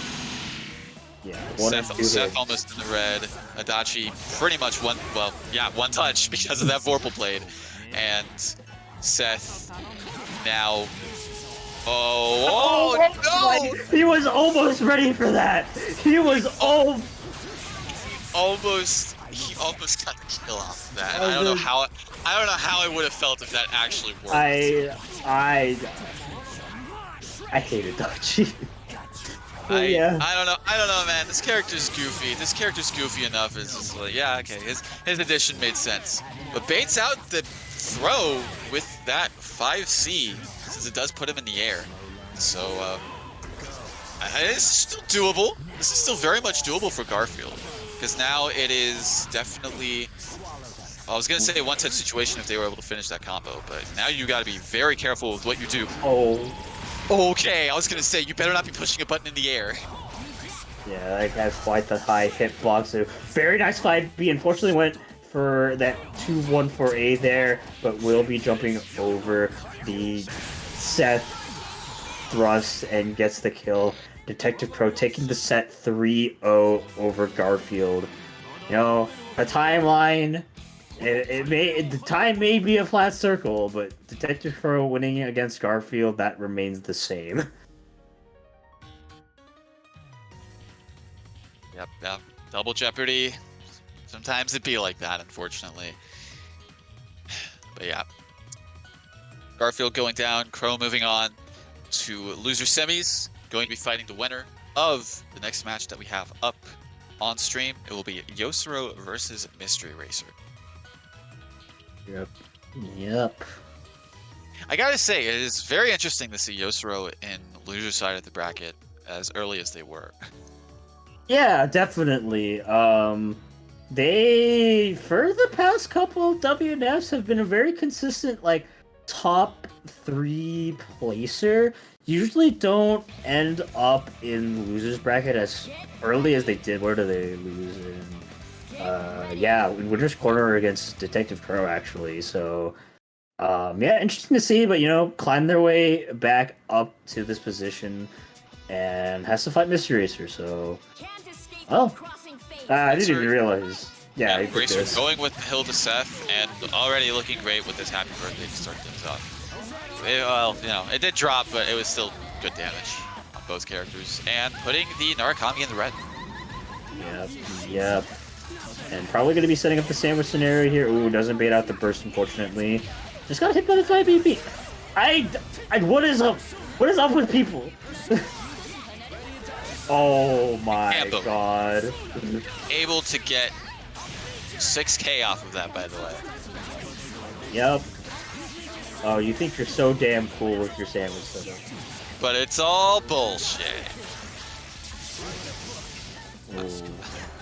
If he went to the right, if Seth went to the right there, that would have been a follow-up.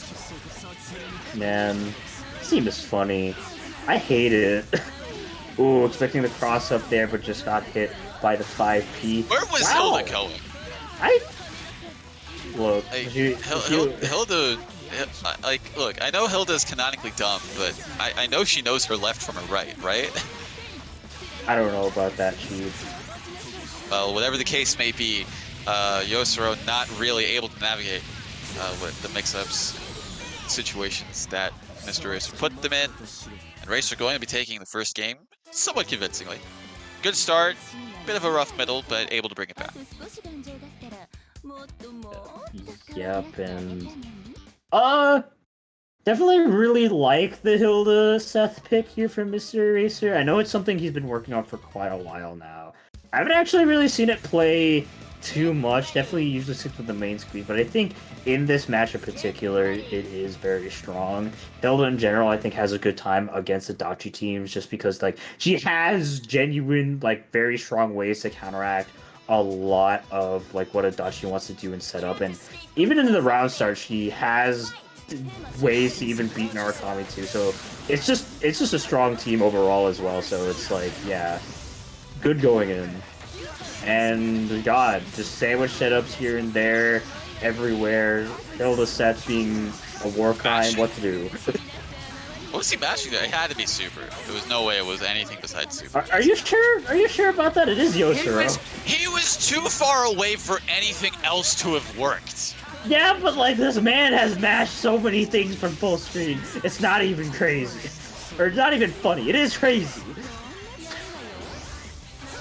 Oh, ooh, good call with that Adam Smasher, and going to be getting that sandwich out of here.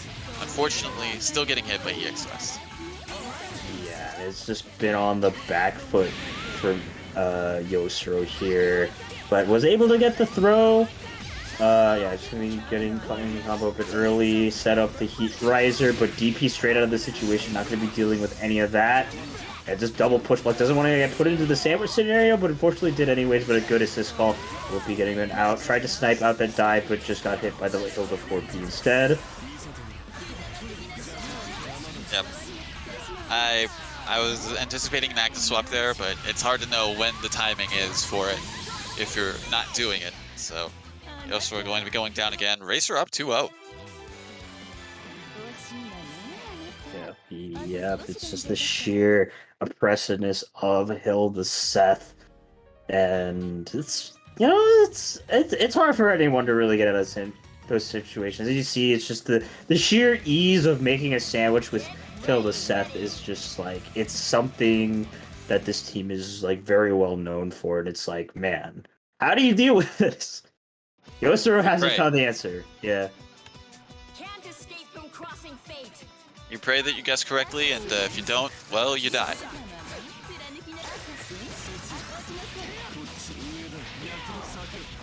As we're seeing now, Yosuro definitely doing the latter option, it seems.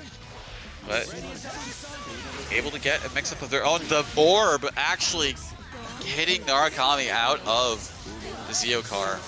And goodness, that was impressive. All of that was impressive. I'm surprised Yosuro blocked it as long as he did. Ooh, and rare Hilda mashing out of the situation. Nonetheless working out. Yeah, set up the pins, but has the 2 bars on deck. Didn't commit anything, so just go straight into the Atom Smasher. Oh my god, more Hilda mashing, huh? This should be a dead dodge hit thing? No, it's a single Nah. I was thinking it would go into, like, Nail Torrent or something.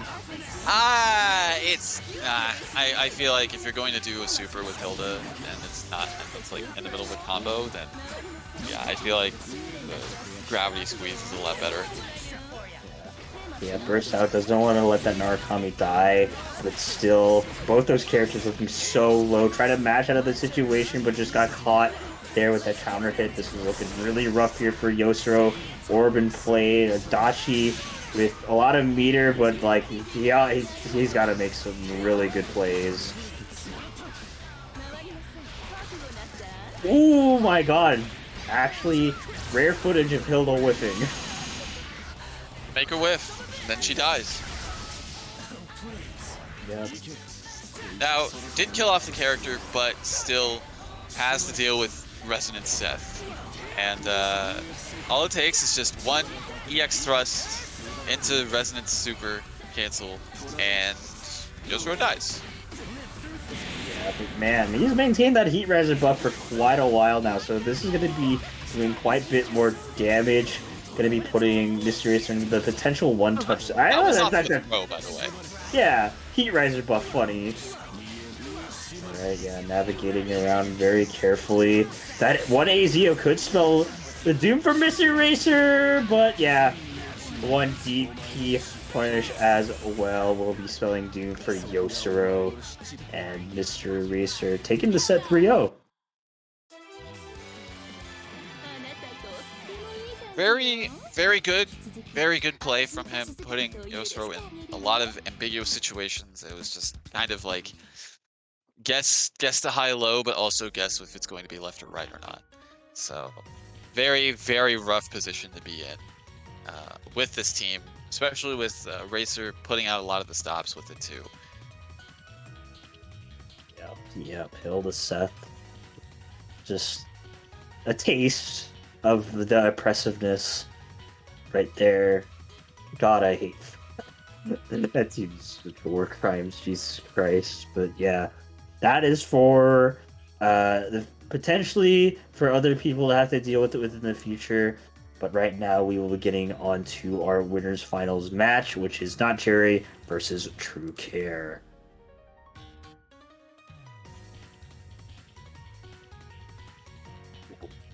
I gotta say, it's hard to say where this will go, because Jerry, as we've seen before, very oppressive from a distance with this character, with this team, but at the same time, it's also like True Care, hard to pin down, especially with like Neo and all of the shenanigans that she has. So going to be a bit rough, I feel, especially since you also have Susanoo in the fray. I mean, Carmine is also a very much of a threat in terms of damage, so let's not get it twisted. But you know, we've all seen it. Susanoo, if he lands the gut punch, you're definitely feeling it. Yeah, definitely. At least in terms of the Hazama versus Neo matchup, I do think that Neo does have a relatively good time against Hazama. She has incredibly strong air buttons, good air mobility to kind of navigate around Hazama chains and everything. But not Jerry. Definitely can make the adaptations, I think, to make it harder for True Care to like maneuver around everything. So we'll see how this one plays out here for this winter finals.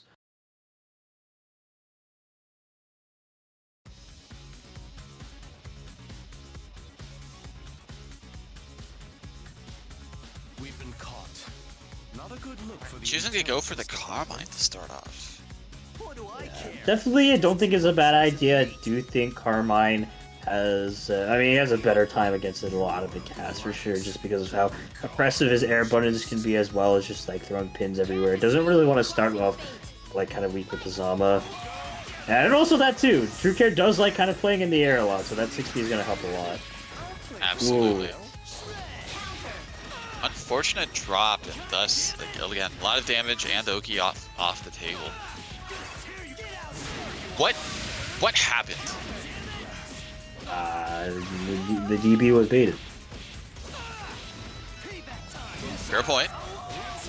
As Hazama not able to really do much. The counter calls like on the assist, especially with Susanoo. Ooh, yeah. That's one thing True Care does like to go for if he sees that you're in like a very I guess do or die situation. He'll just run up and teleport counter. Yeah. Yeah, going in for the fuzzy loops.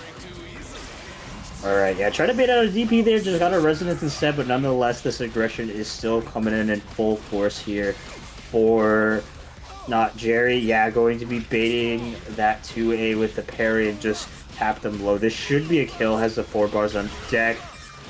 My brother in Christ who are playing Neapolitan. I get it, you want to be fancy, but at the same time, if you die for it, I am going to laugh. Please, please, keep things simple. Yeah, I mean, True Care, very, very strong player, but my god, the amount of times I've seen him flub a game for doing something too fancy. It's happened enough. It's happened enough times. I couldn't take it, couldn't stand another minute. All right. Game 2, choosing to go for the Hazama round start this Can't time. escape from crossing fate. Yep. Yeah, just gonna be jumping away. Carmine really able to snipe out the Susanoo, but still hasn't really gotten anything too scary yet. Yeah, beta the throw, but not gonna be a punish. Oh yeah. Oh, actually, yeah. I couldn't even see where Hazama was in all that. Wheels.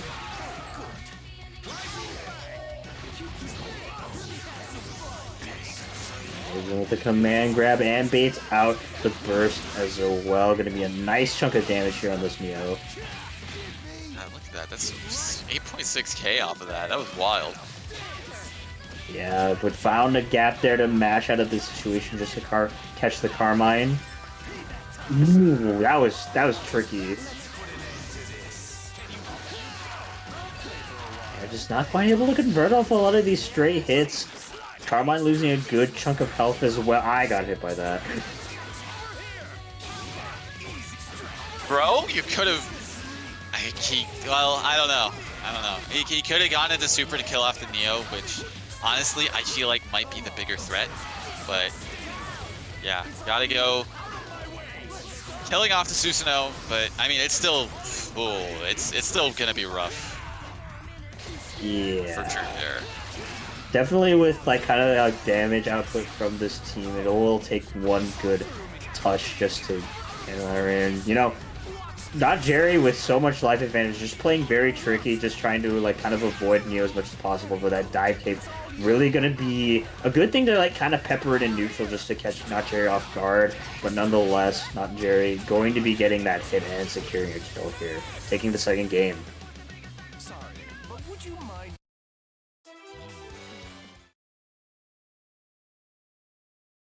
Gotta say, yeah, it was very, yeah, not this time. It was definitely Jerry able to kind of keep True Care in check a little bit more so than the previous one. I mean, True Care, of course, Neo, very much a squirrely character, as I mentioned before. So it's just kind of like you gotta do what you can to try and keep her locked down, but able to really make the most of, like, I guess a lot of the pressure that they have with the cross combo to kind of keep things a little bit more stabilized in their favor. Crossing fate. Fight. Ooh, well, missed the follow-up, but unfortunately, we're still getting first blood. Yep, and just hitting that Neo straight in the face. Yeah, cashed out into the Super Snake Kick just to get a little bit extra damage. Unfortunately, dropping the combo. True Care firing back with the J, but expected a burst. But I can tell you what Jerry was not expecting. It was that command grab. Oh no! I got hit. Why was he on that side? And going to cross raid. Don't spend the meter, just spend the assist resource. But still, I mean, you do have. Oh my God, what happened there? By low. I don't know if you want to keep this Hazama in. Oh, that was so ballsy. Unfortunately, did not work out how they wanted to. And yeah, Hazama going down. And now, I mean, yeah, now it's a one-touch situation. I mean, Carmine's 18k. I think he can survive. I mean, it's a one-touch situation after this. That was half his health. He's dead. He's dead. Off to a starter, I believe you. It'll be close. I told you he's dead. I was just saying. I was like, yeah, you're dead. Yeah, I was just like, my first thing, wait, I believe you. That was, to his credit, if we're just counting, like, no chip damage, nothing of the sort, no, like, damage off of, like, using moves as well, that was literally, like, 100 damage above 18k from those two combos. Get ready. Susan, funny character. Yeah, True Care taking the third game, currently on the set point. And the other thing too that I want to point out, I feel like it was the same case that we saw from Taco earlier, where it was just like a lot. Well, not just Taco, honestly. Like a lot of people in this bracket tonight, they swapped in the low health character when there was another character that was relatively healthy, and they just died, and that's where it all started. Yeah, it's just something so many people have been doing tonight, and I don't know why. Yeah. Oh my God! Yeah, I actually hit the fuzzy there, but wasn't quite able to bait out the burst. Gotta be careful. Oh! Oh no! That could have been a lot worse. That actually could have been a lot worse for True Care. A good snipe out with that 5B. Oh, actually brought in the Neo there, kind of at an inopportune time. Yeah, baits out the throw, but gets hit straight in with a dive kick.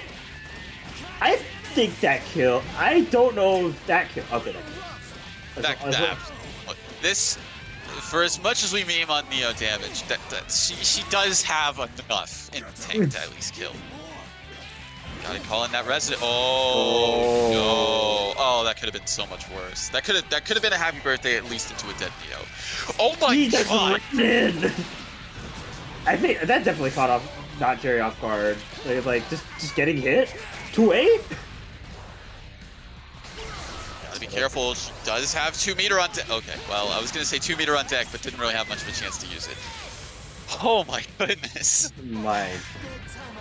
Like, True Care I don't know. I don't know what they were trying to do with just running up as the EX wheels were coming out. Maybe try to just, outrun the explosion in a metaphorical sense of just like, I'm gonna come in and I'm gonna hit you. But unfortunately did not work out how they wanted it to. That was a lot of damage they did too. Yeah. Potential happy birthday as well. Definitely a costly mistake for sure. Yeah, it's those tiny little mistakes are definitely gotta be what's killing kind of like everyone tonight. We've been caught. Just like, getting hit at the wrong time, calling the assists when you really shouldn't. It's like, man. Yeah, we're here, game 5 of Winners Finals. So honestly, could go either way. Yeah. Ooh. Spending a little bit of meter, but still able to hit. Oh god! Oh no! Oh, no. Oh, you did Oh, no. not! You did Oh. not want to get hit by that. This is. Ooh boy. I mean, again, it's hard to really. Oh. No. Yeah, I respect the raw tag out even though it was punished because like it was one touch. I mean, yeah, it's not looking great for True Care right now. It's still they are very much in a position to bring this back. We've seen it time and time again, but still, a little bit too far away with that to get the follow up. But very, very lucky that they still have both their characters. Yeah, for sure. Nice block of the overhead. Oh. Gets hit by the cross up after the EX teleport, but I mean, still very much, despite that, favored for Jerry.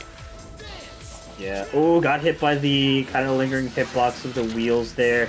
Oh, that almost was it. Unfortunately, didn't quite stabilize the happy birthday and gets punished for it.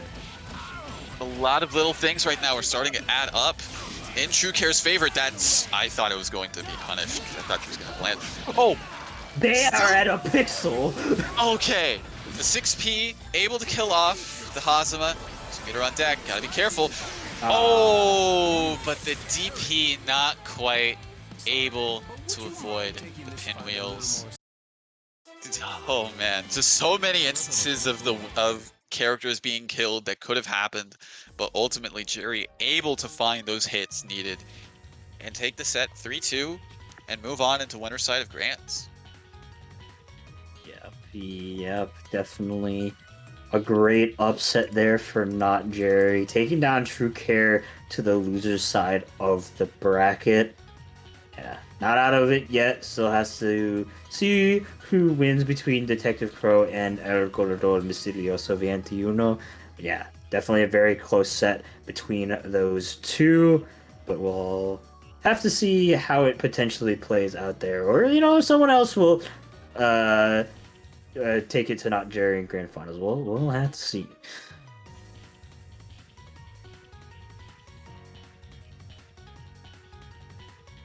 That is indeed the case. Racer Crow moves on. Whoever moves on from this fights True Care. Whoever moves on from that fights Jerry and Grant. Oh man, this could go honestly any which way. Yeah, definitely Detective Crow. Every time I see him, it's just like, this man can't get any crazier, can he? And then it's just like, no, I've been proven wrong. His playstyle, definitely something you have to be well adapted to and know how to deal with just because of how sporadic and how kind of like off the wall it can be. And it's been catching a lot of people off guard tonight for sure. So yeah, we'll get on to this loser semifinals match. Ooh! Could have actually been a punish there. Unfortunately, didn't believe that player was going to actually trigger.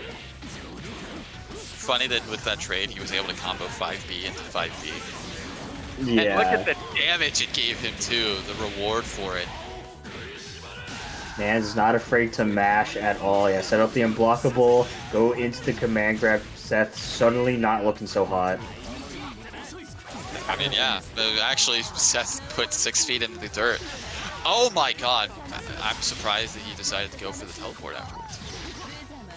Yeah, same as well. Okay. That's a 2A hit, but didn't quite convert off it. I mean, Hilda damage, it's not good, we'll be frank. But, you know, running off with his happy birthday is a decent start and gets the instant overhead as well. It's gonna be it's gonna be a game of like 1,000 cuts for sure. But the thing is, you are literally fighting a nuke. And we are definitely seeing that bomb drop, especially with this kick to the face. This double kick to the face, 2 of them. And Crow taking a somewhat very convincing game 1. Yep, and just off that starting interaction where he was just like, you know what? I'm a match 5B. You got hit by 11k. You're dead. It's like just that's like just the type of thing you gotta be super careful about when you fight Detective Crow. Because he's not afraid to just take those super risky, super ballsy attacks while you think you're like plus at everything and go for some shots and miss. He's just ready. Yep. No fear, none whatsoever. Going to be going in, and hey, paid off for him with that round. Also, I just noticed that the top 4 from winner's side is also the top 4. Like everyone who is top 4 is also in the people who are in winner's semis, same people who are now in the top 4 as well. So I don't know, just something funny to point out. So everyone's made it back. There's runbacks to be had depending on who ends up winning, but in any case, Racer like looking to be a mirror of what happened the previous round. Yeah, absolutely. And with the Seth Adachi pick instead. Picking up all the momentum here. Yeah, try to jump out of the scenario, but just going to be getting caught here in this sandwich. Oh, not ready for the cross-up, unfortunately. But didn't quite able to get that all burst safe. Ooh, yeah, mistimed it. Able to get the assist back in time as well. That is a dead Akatsuki here. Or steal his phone. You know, good enough. I mean, he stole his life. I feel like that's more important, quite honestly. Yeah. You know, you would have done both in that scenario, but winning the set or winning the game, definitely what you want to be doing there. Completely reversing the tables here with a very dominant game of his own. Get ready.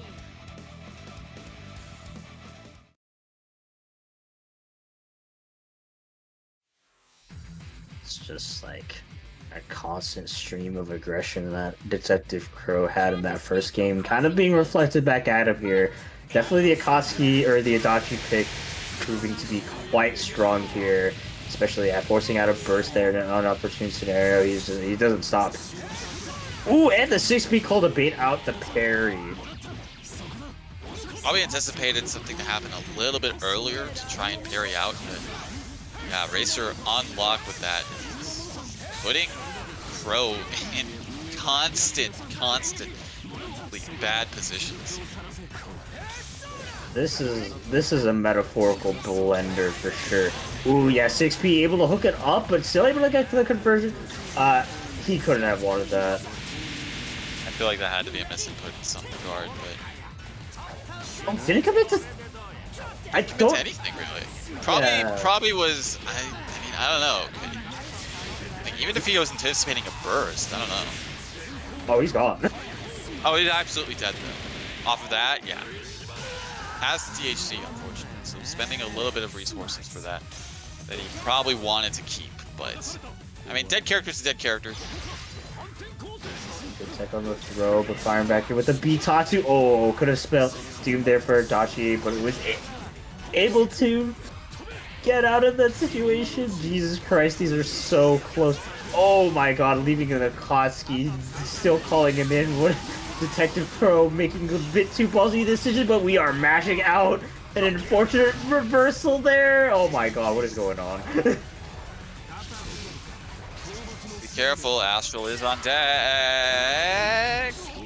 Why?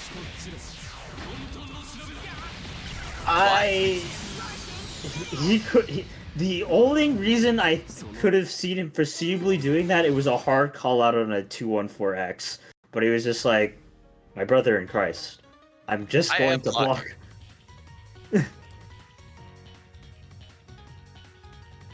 All right, and with that, Racer taking the advantage in the set on match point.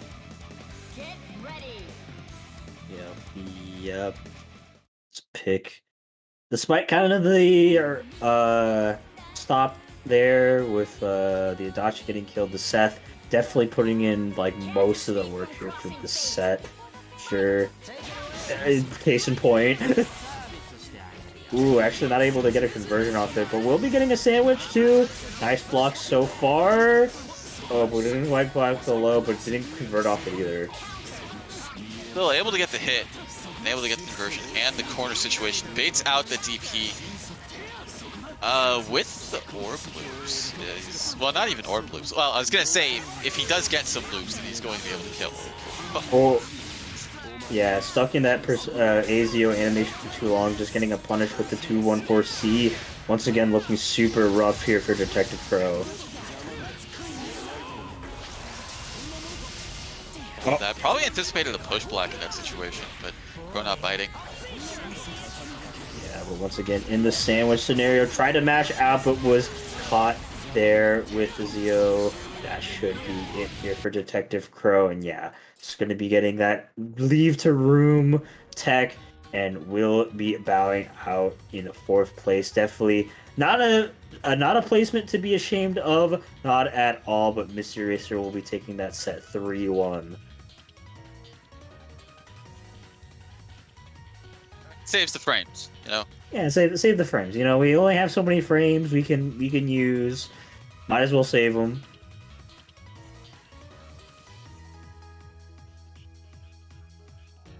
Not to say we're doing a speed run by any means. I mean, this is going on for a bit, but still. Yeah, you know, nice 2-hour tournaments. Thank you, everyone that has stuck with us and everyone that has tuned in, no matter for how long. Yeah, we got 40 viewers currently right now. We are moving into our top 3 here for tonight, but next up we will be having True Care versus Mr. Racer to determine who gets to move on to Grand Finals to fight Not Jerry. All right, yep. True Care, Mr. Racer. We saw this matchup earlier. It did go down to the wire to a Game 5 situation. And now, again, we ask the question. Will Mr. Racer get hoed? And if he does get hoed, is he hoeing himself? This we'll have to see.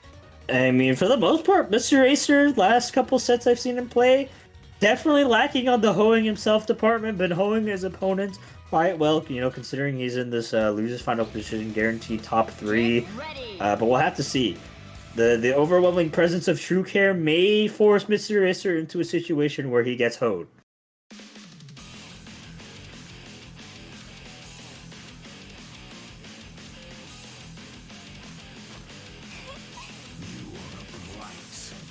Back on the city crossing stage.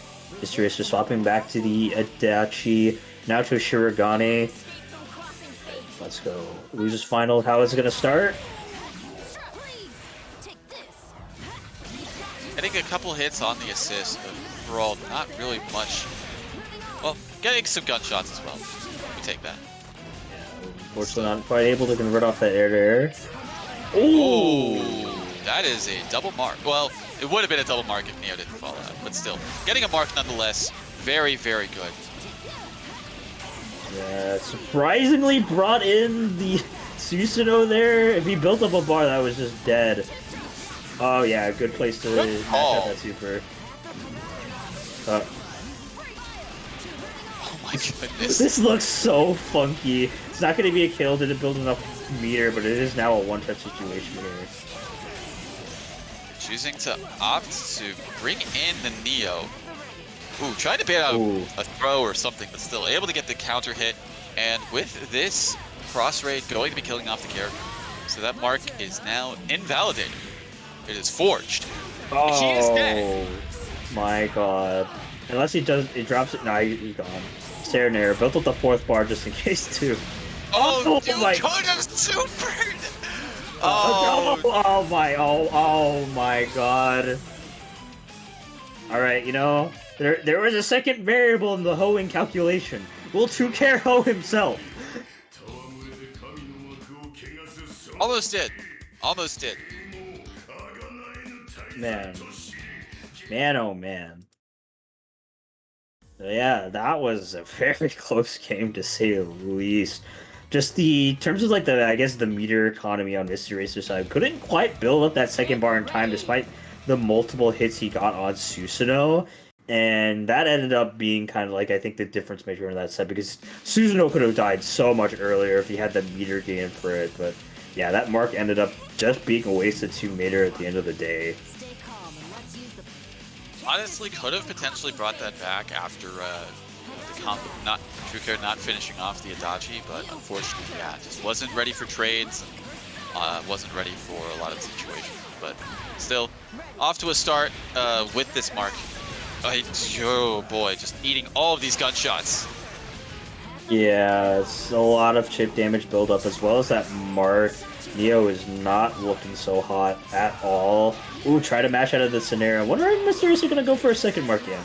Go in with the 5P just to get some Oki as well. Unfortunately misses it. Actually, yeah, that's gonna be a punish. It's not quite full screen. It's just it feels like it a lot of the time. But yes, tried to anticipate a burst, but unfortunately not playing out how they wanted to. What the heck? I am so confused. I am so confused as to what entirely happened there. Because I feel like the command grab should have hit earlier.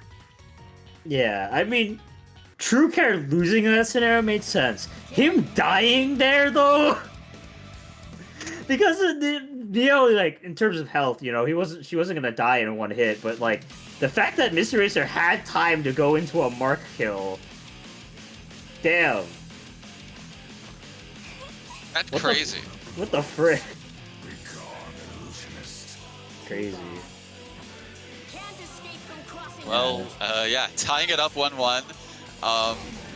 It seems that Racer in fact did not get hoed. Did the hoeing actually right there. Yeah. That was some hoery if I've ever seen it. That was I don't know what to think of that. Whatever the case, drops the DP punish, but drops the actual punish afterwards. Do a combo, sir. Yeah, that do I is have to get Podge on the line? It's kill. Just go into super. Just go into immediate super. You have the meter, and you have the damage. Kill off the Susanoo. Solo Neo. Res level 2. Not quite a good position. Good block though. Yeah, and the Neo DP actually surprisingly able to hit, but man, yeah, you got put in a cross combo situation against this team. This is looking quite rough here. Flopping back into the Adachi. Look at all that red life he's got. Yeah, just back off, expecting that command grab just to get some safe pressure going.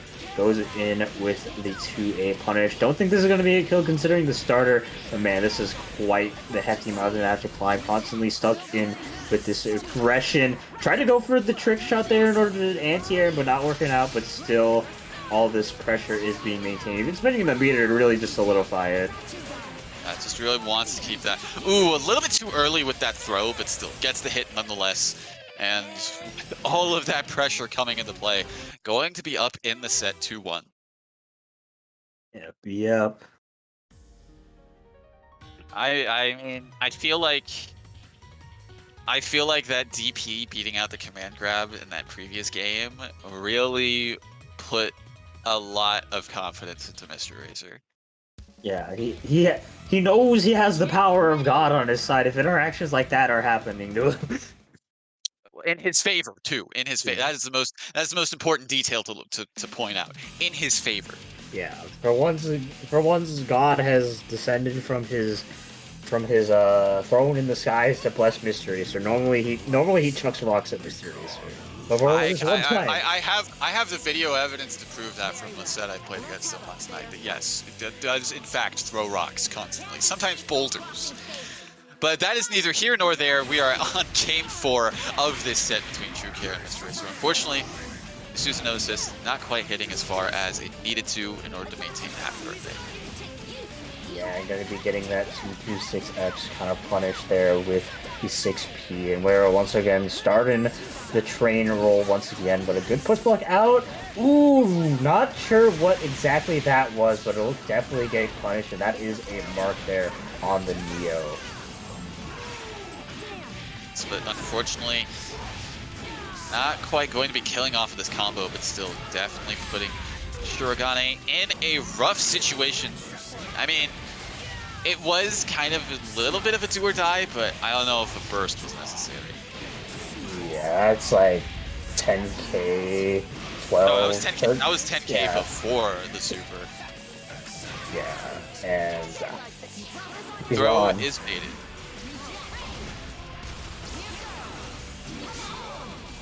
Spend meter for that. Oh goodness.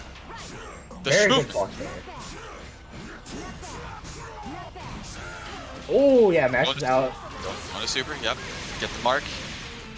Has the meter as well to get push block. Oh. And as soon as I said it, he was anticipating it too. Yeah. That's I understand. I understand the reasoning. Not quite dead though. Yeah. If there was that other meter in place, then yeah, it would have been. He's mashing. Wow, just a raw ass God press, like just like that. All right, yeah. True Care putting one on the board. Tying it up 2-2. So very much the same scenario that we saw in the previous set between them. Now, will it play out the same? True Care move on again, or will Mr. Racer decide to change things up and take the win to avoid a second double jeopardy that we're going to see tonight, potentially? Yeah, definitely Mr. Racer compared to the first set they played against each other, a lot cleaner for sure. I mean, you know, still some drops here and there, but not nearly to the degree of the first set. So he's definitely in it, and that last game was a showcase that even though he was down, he could still make it into a scenario where that comeback was more than doable. Absolutely. And that's the thing with Shirogane. It's like, yeah, you may have her to within an inch of her life, but if you're marked, you still have to play incredibly carefully. Yeah, for sure. One touch is all it can take. Game 5 here, last one before we get into the grand finals. Oh my goodness, get the double mark. Yeah, Mr. Racer starting off so strong. Hasn't even taken a hit yet. This is quite the good start for him. My God. Goodness gracious. Oh, gets the read on the throw. Has to read the burst. Unfortunate, did not. Yeah, but I mean, it doesn't matter if that burst wasn't red. The fact that the mark is there, it can't be changed. And the mark is there on both, thanks to that happy birthday that we saw at the very beginning to start things off. All right, no burst available on the Racer's side, so has to be a little bit careful because there's the threat of a kill. Yeah, once again, no meter to really cash out in, but the 6B coming in clutch and not quite going to be a kill. Man, I mean, it doesn't even, those marks are like, don't even really matter too much anymore. I'm really surprised they just let that Neo kind of off scot-free. Yeah. I got my hit. goodness, there was a mark.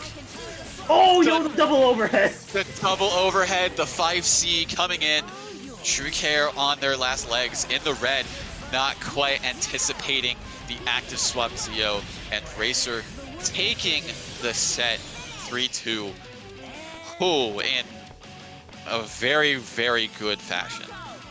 And that match was really dictated right at the start with that double mark. Yeah, absolutely. And like, the thing is like, those marks were like kind of irrelevant for most of the game. It was just like, the threat was always there, and I definitely feel like it dictated kind of True Care's playstyle for sure.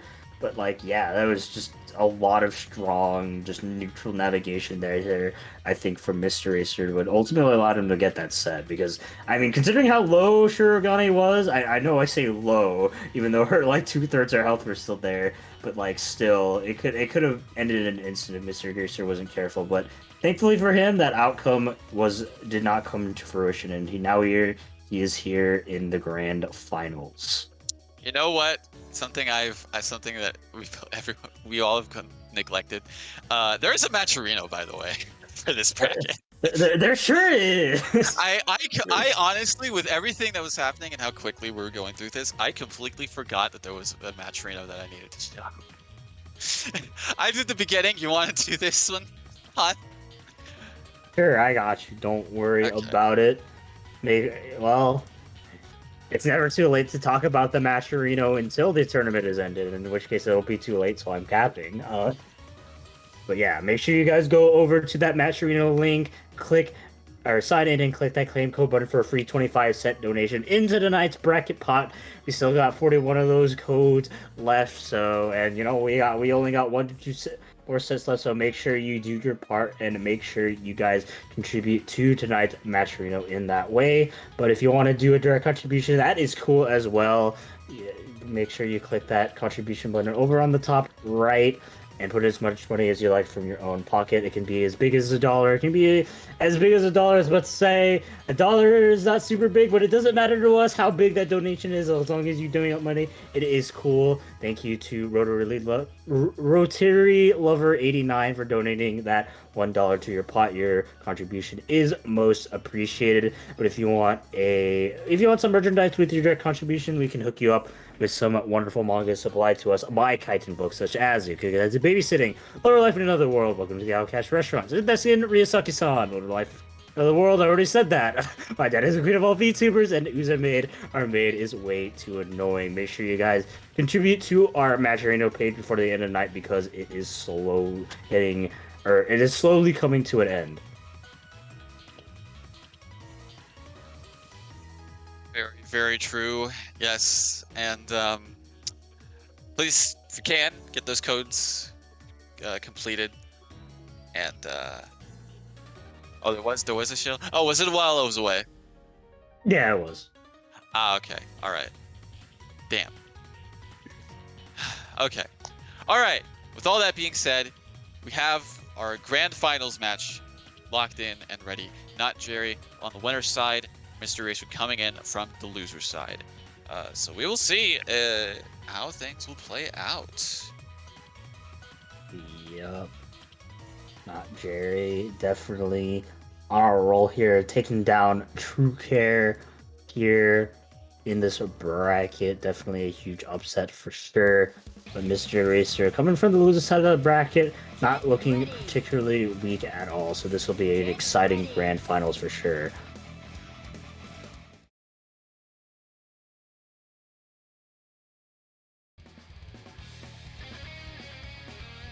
We've been caught.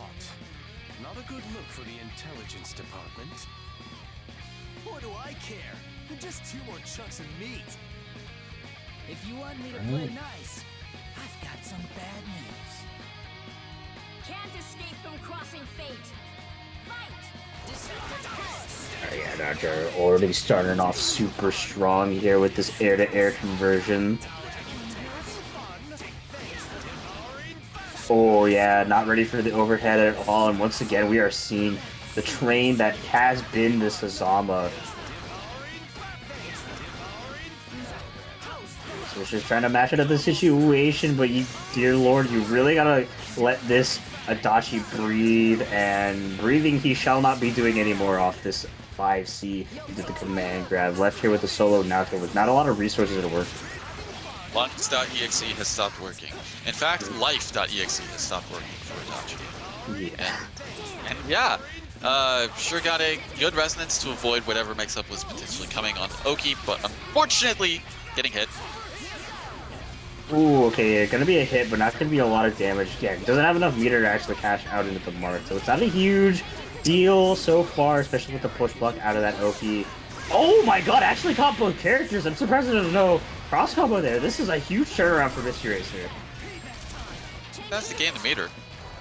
And really, if he is able to land a single hit, gain that meter he shall. But with that 6P, it's going to be, well, I was going to say going to potentially be a kill, but fortunately not quite.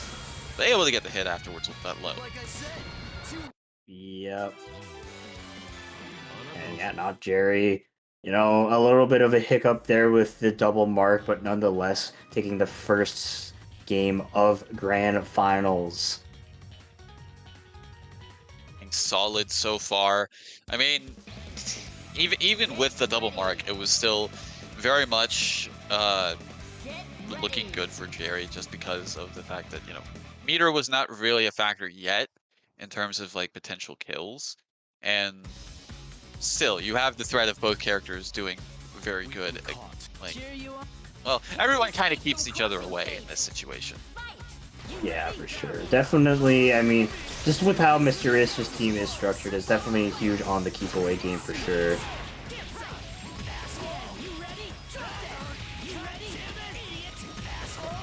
But Racer, ooh, yeah, that's a dirty little trick that he's got with that assist, kind of like vacuuming a little bit. But unfortunately, going, well, happy birthday not quite coming to fruition as much as Jerry would have liked. Yeah, I'm gonna be cross-rating over into the Sama. Oh yeah, starting off immediately once again with the command throw. Yeah, Spend the Cash gonna be doing a very huge chunk of damage, almost a kill even.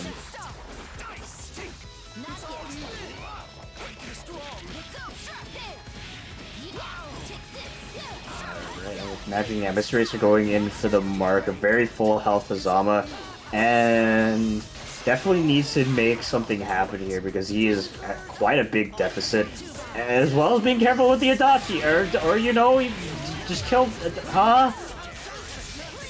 A lot of things happening in that situation, a lot of characters taking a lot of damage, and just mashing. Mash. Had no fear. No fear at all.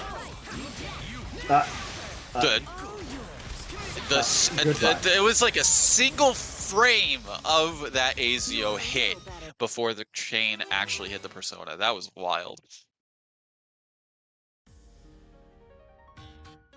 This is the most game of all time, I'll tell you what. I would definitely have to agree on that.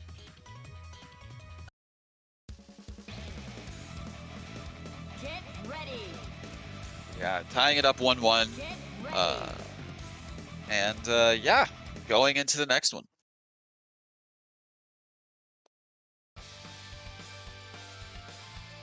We've been caught. Cheer you up. Can't escape from crossing fate. Fight. I don't know, it seems like the name of the game here is just have no fear. Yeah, and no fear. No fear buff, until no- you're marked. Until you're marked. Then have fear. Yeah. He got a conversion off that. That's nuts. I mean, if you get hit by that 6P, it's like, it lasts like for an eternity,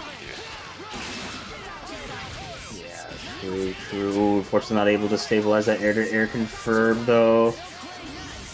Oh, Very wow. nice. Very good angled shots. And yeah, going to be supering to lock out that burst, kill off the Hazama, leave it all to solo Carmine. That's level 3, very much doable, but not quite whenever you get DP punished like that. Yeah, definitely gonna be some fatal mistakes here. Seriously, gonna be cashing out into not. Oh, I thought that was I think that was like literally like 1 damage above the threshold, because that was practically will it kill, will it not kill, in terms of like what that DHC was gonna do. It was like on the cusp. Yeah, that was just like, yeah, he'll be on a pixel. There was no pixel. He just died.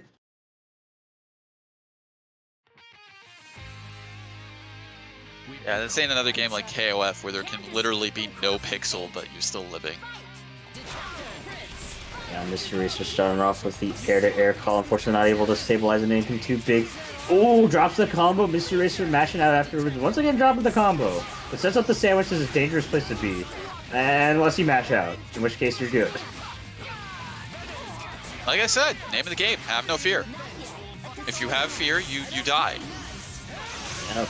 Definitely showed no fear with a DP. That was a very sneaky setup there. That looked really hard to get out of. Ooh, too much dip on the chip.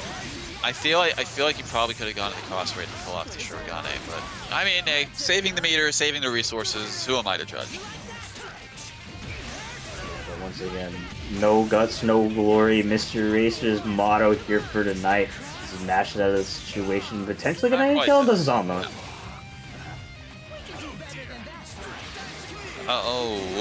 Okay. Yep, still name of the game. No fear, just push buttons. Somebody will die. Will it be you, or will it be your opponent? That is the question, isn't it? That's between you and God. But yeah, this is, only level 3 Resonance, not a ton of health gain back, but it's still going to be very impactful for Carmine, considering, he uses health. That should be a kill. With 4 meter in play, yeah. Even if like he went to Bloodhouse and then went into the other one, yeah, like earlier, that still would have been able to kill. Yep, and not Jerry tying up the set 2-2. One more game away from potentially just taking the tournament here, but these sets definitely have been going to the wire, very close. This can go either way. Yep. Potential reset or potential end of the bracket tonight. We'll have to see what kind of play these two in order to decide that.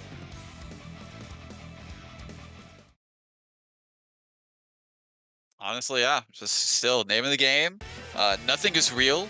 Everything is fake. Push buttons. Yeah, it almost worked out for Mr. Racer. The mentality is strong.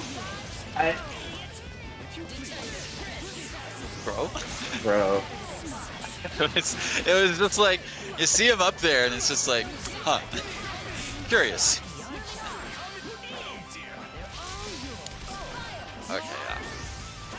But Dachi kind of looking a little worse for wear. And same with Hazama now in this situation. Oh my Swap God. into the Shurigane, yeah.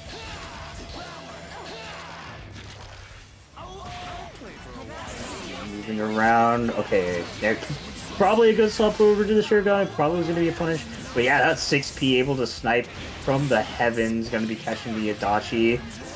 Set him up in the Bloodhouse. Just let him get out, I guess.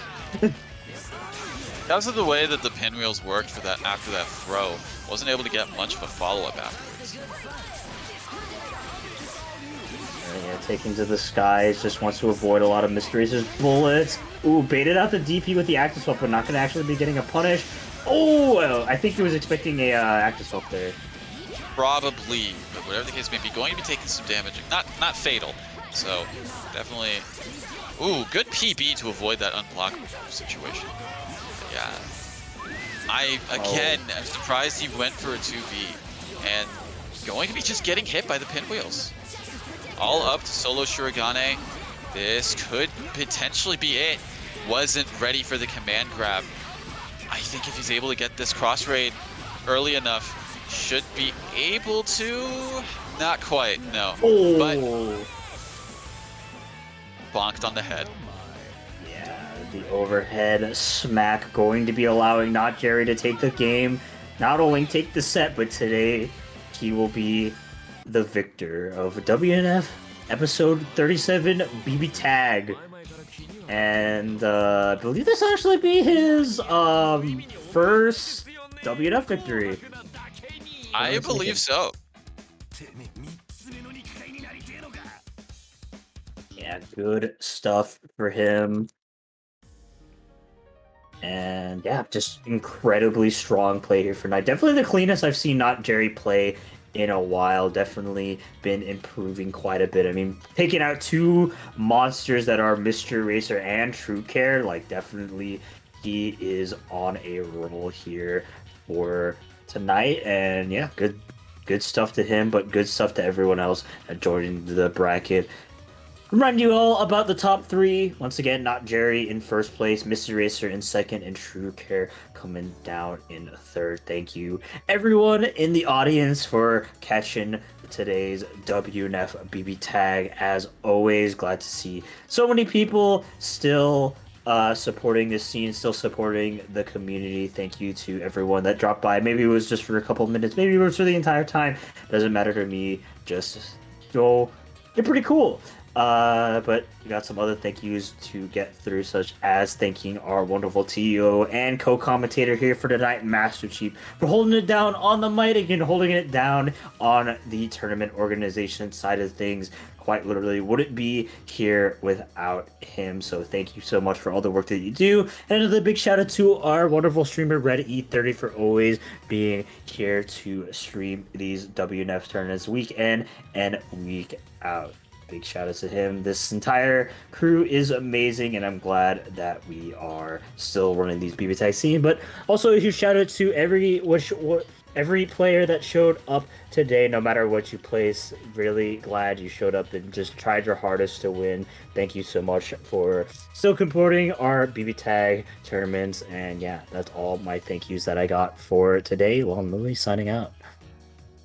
Of course, and of course, thank you very much, Lon, for being a co-commentator for me and helping provide insight, analysis, navigate the chaos that is BB Tag. This is a wild, wacky game, as we've definitely seen here tonight. But still, thank you very much for having, pleasure and taking the time to join us commentary for tonight's bracket. Of course, thank you to all the viewers as well for tuning in, showing your support for the scene. Hopefully, you did the Match Arena codes at the very least. You did, right? Right? Please. Anyways, I'm not gonna hound you too much about that, but be sure you do that. But yes, thank you very much for supporting that Match Arena, and also again through viewership as well. It means a lot to all of us as well to support the BB Tag scene. Thank you to everybody who participated, putting in their best efforts for tonight's BB Tag bracket and giving us some good-ass BB Tag action. Shoutouts to Red E30 for streaming and being our regular streamer here for WNF BB Tag.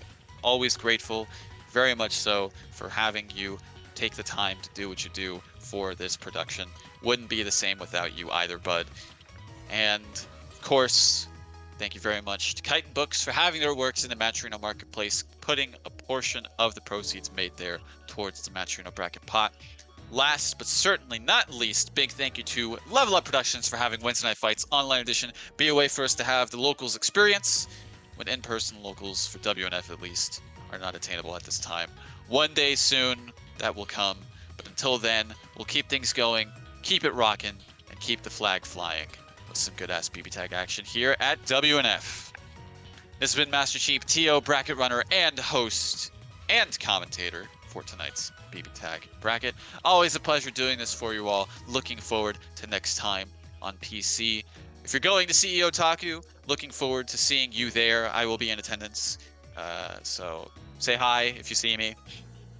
And yeah, looking forward to that. With all that being said, it's been a pleasure doing this for you all. Looking forward to next time. And yeah, E30, I leave things over to you. All right. Many thanks everyone for tuning in. Many thanks to Long Lily for holding it down on the mic, and many thanks to Master Chief for holding it down on the mic and in the bracket as well. Always a pleasure working with you guys every week. Before I get into the reminders, as Chief said, I will also be in attendance for CEO, so swing by and say hi, or swing at me for existing. Either way, it's fine. But yeah, I hope to see some of you there this weekend. I'm sure it'll be a fun time. But yeah, thanks also to whoever tuned in, or if you played tonight. Always a pleasure doing this for you all week in and week out. Anyway, on to the reminders. As per usual, twitch.tv/ICUHater, DonCon, Ralston Arcade, and crew putting on a great show for the PS4 BB Tag community every week. This week was a little bit of a hiccup, but still came through with the stream regardless. But most of the time they do have a tournament called the Big 8 happening every Tuesday at 5 p.m. Pacific Daylight Time. So show some love, check them out, tune in, do something, just show some appreciation for them because they've shown us love week in and week. Well, we'd like to do the same for them. Also, if you are in SoCal at the end of October, there's Festival of Frights, a regional tournament happening in Riverside, California on October 9th, 29th, and the 30th, featuring multiple titles, one of them being BBTAG. And you can use the coupon code PlusGG at checkout for a discount. Also, the European BBTAG scene is putting in some work as of late. They have their usual tournaments, Waking the Chaos, on Saturdays. They usually happen at 8 p.m. Central European Summertime, and conversion for us on the West Coast, that is 9 hours ahead of us. So if they're starting at 8 p.m. Their time, it is starting at 11 a.m. our time the following day. So show them some love, check them out. I'll post to Twitter so you can keep up with most recent events. But I believe that's going to be it for us. Thanks again, everyone, for tuning in. This has been WNF Online Edition BBTAG episode 37. Always a pleasure doing this for you all. But as per usual, all good things must come to an end. So for now, stay safe, stay beautiful, drink your water, tell your friends and family you love them. Most importantly, shout outs to Bird Gang. Shout out to Bird Gang. Shout out to Bird Gang. Have a good night, y'all. Peace.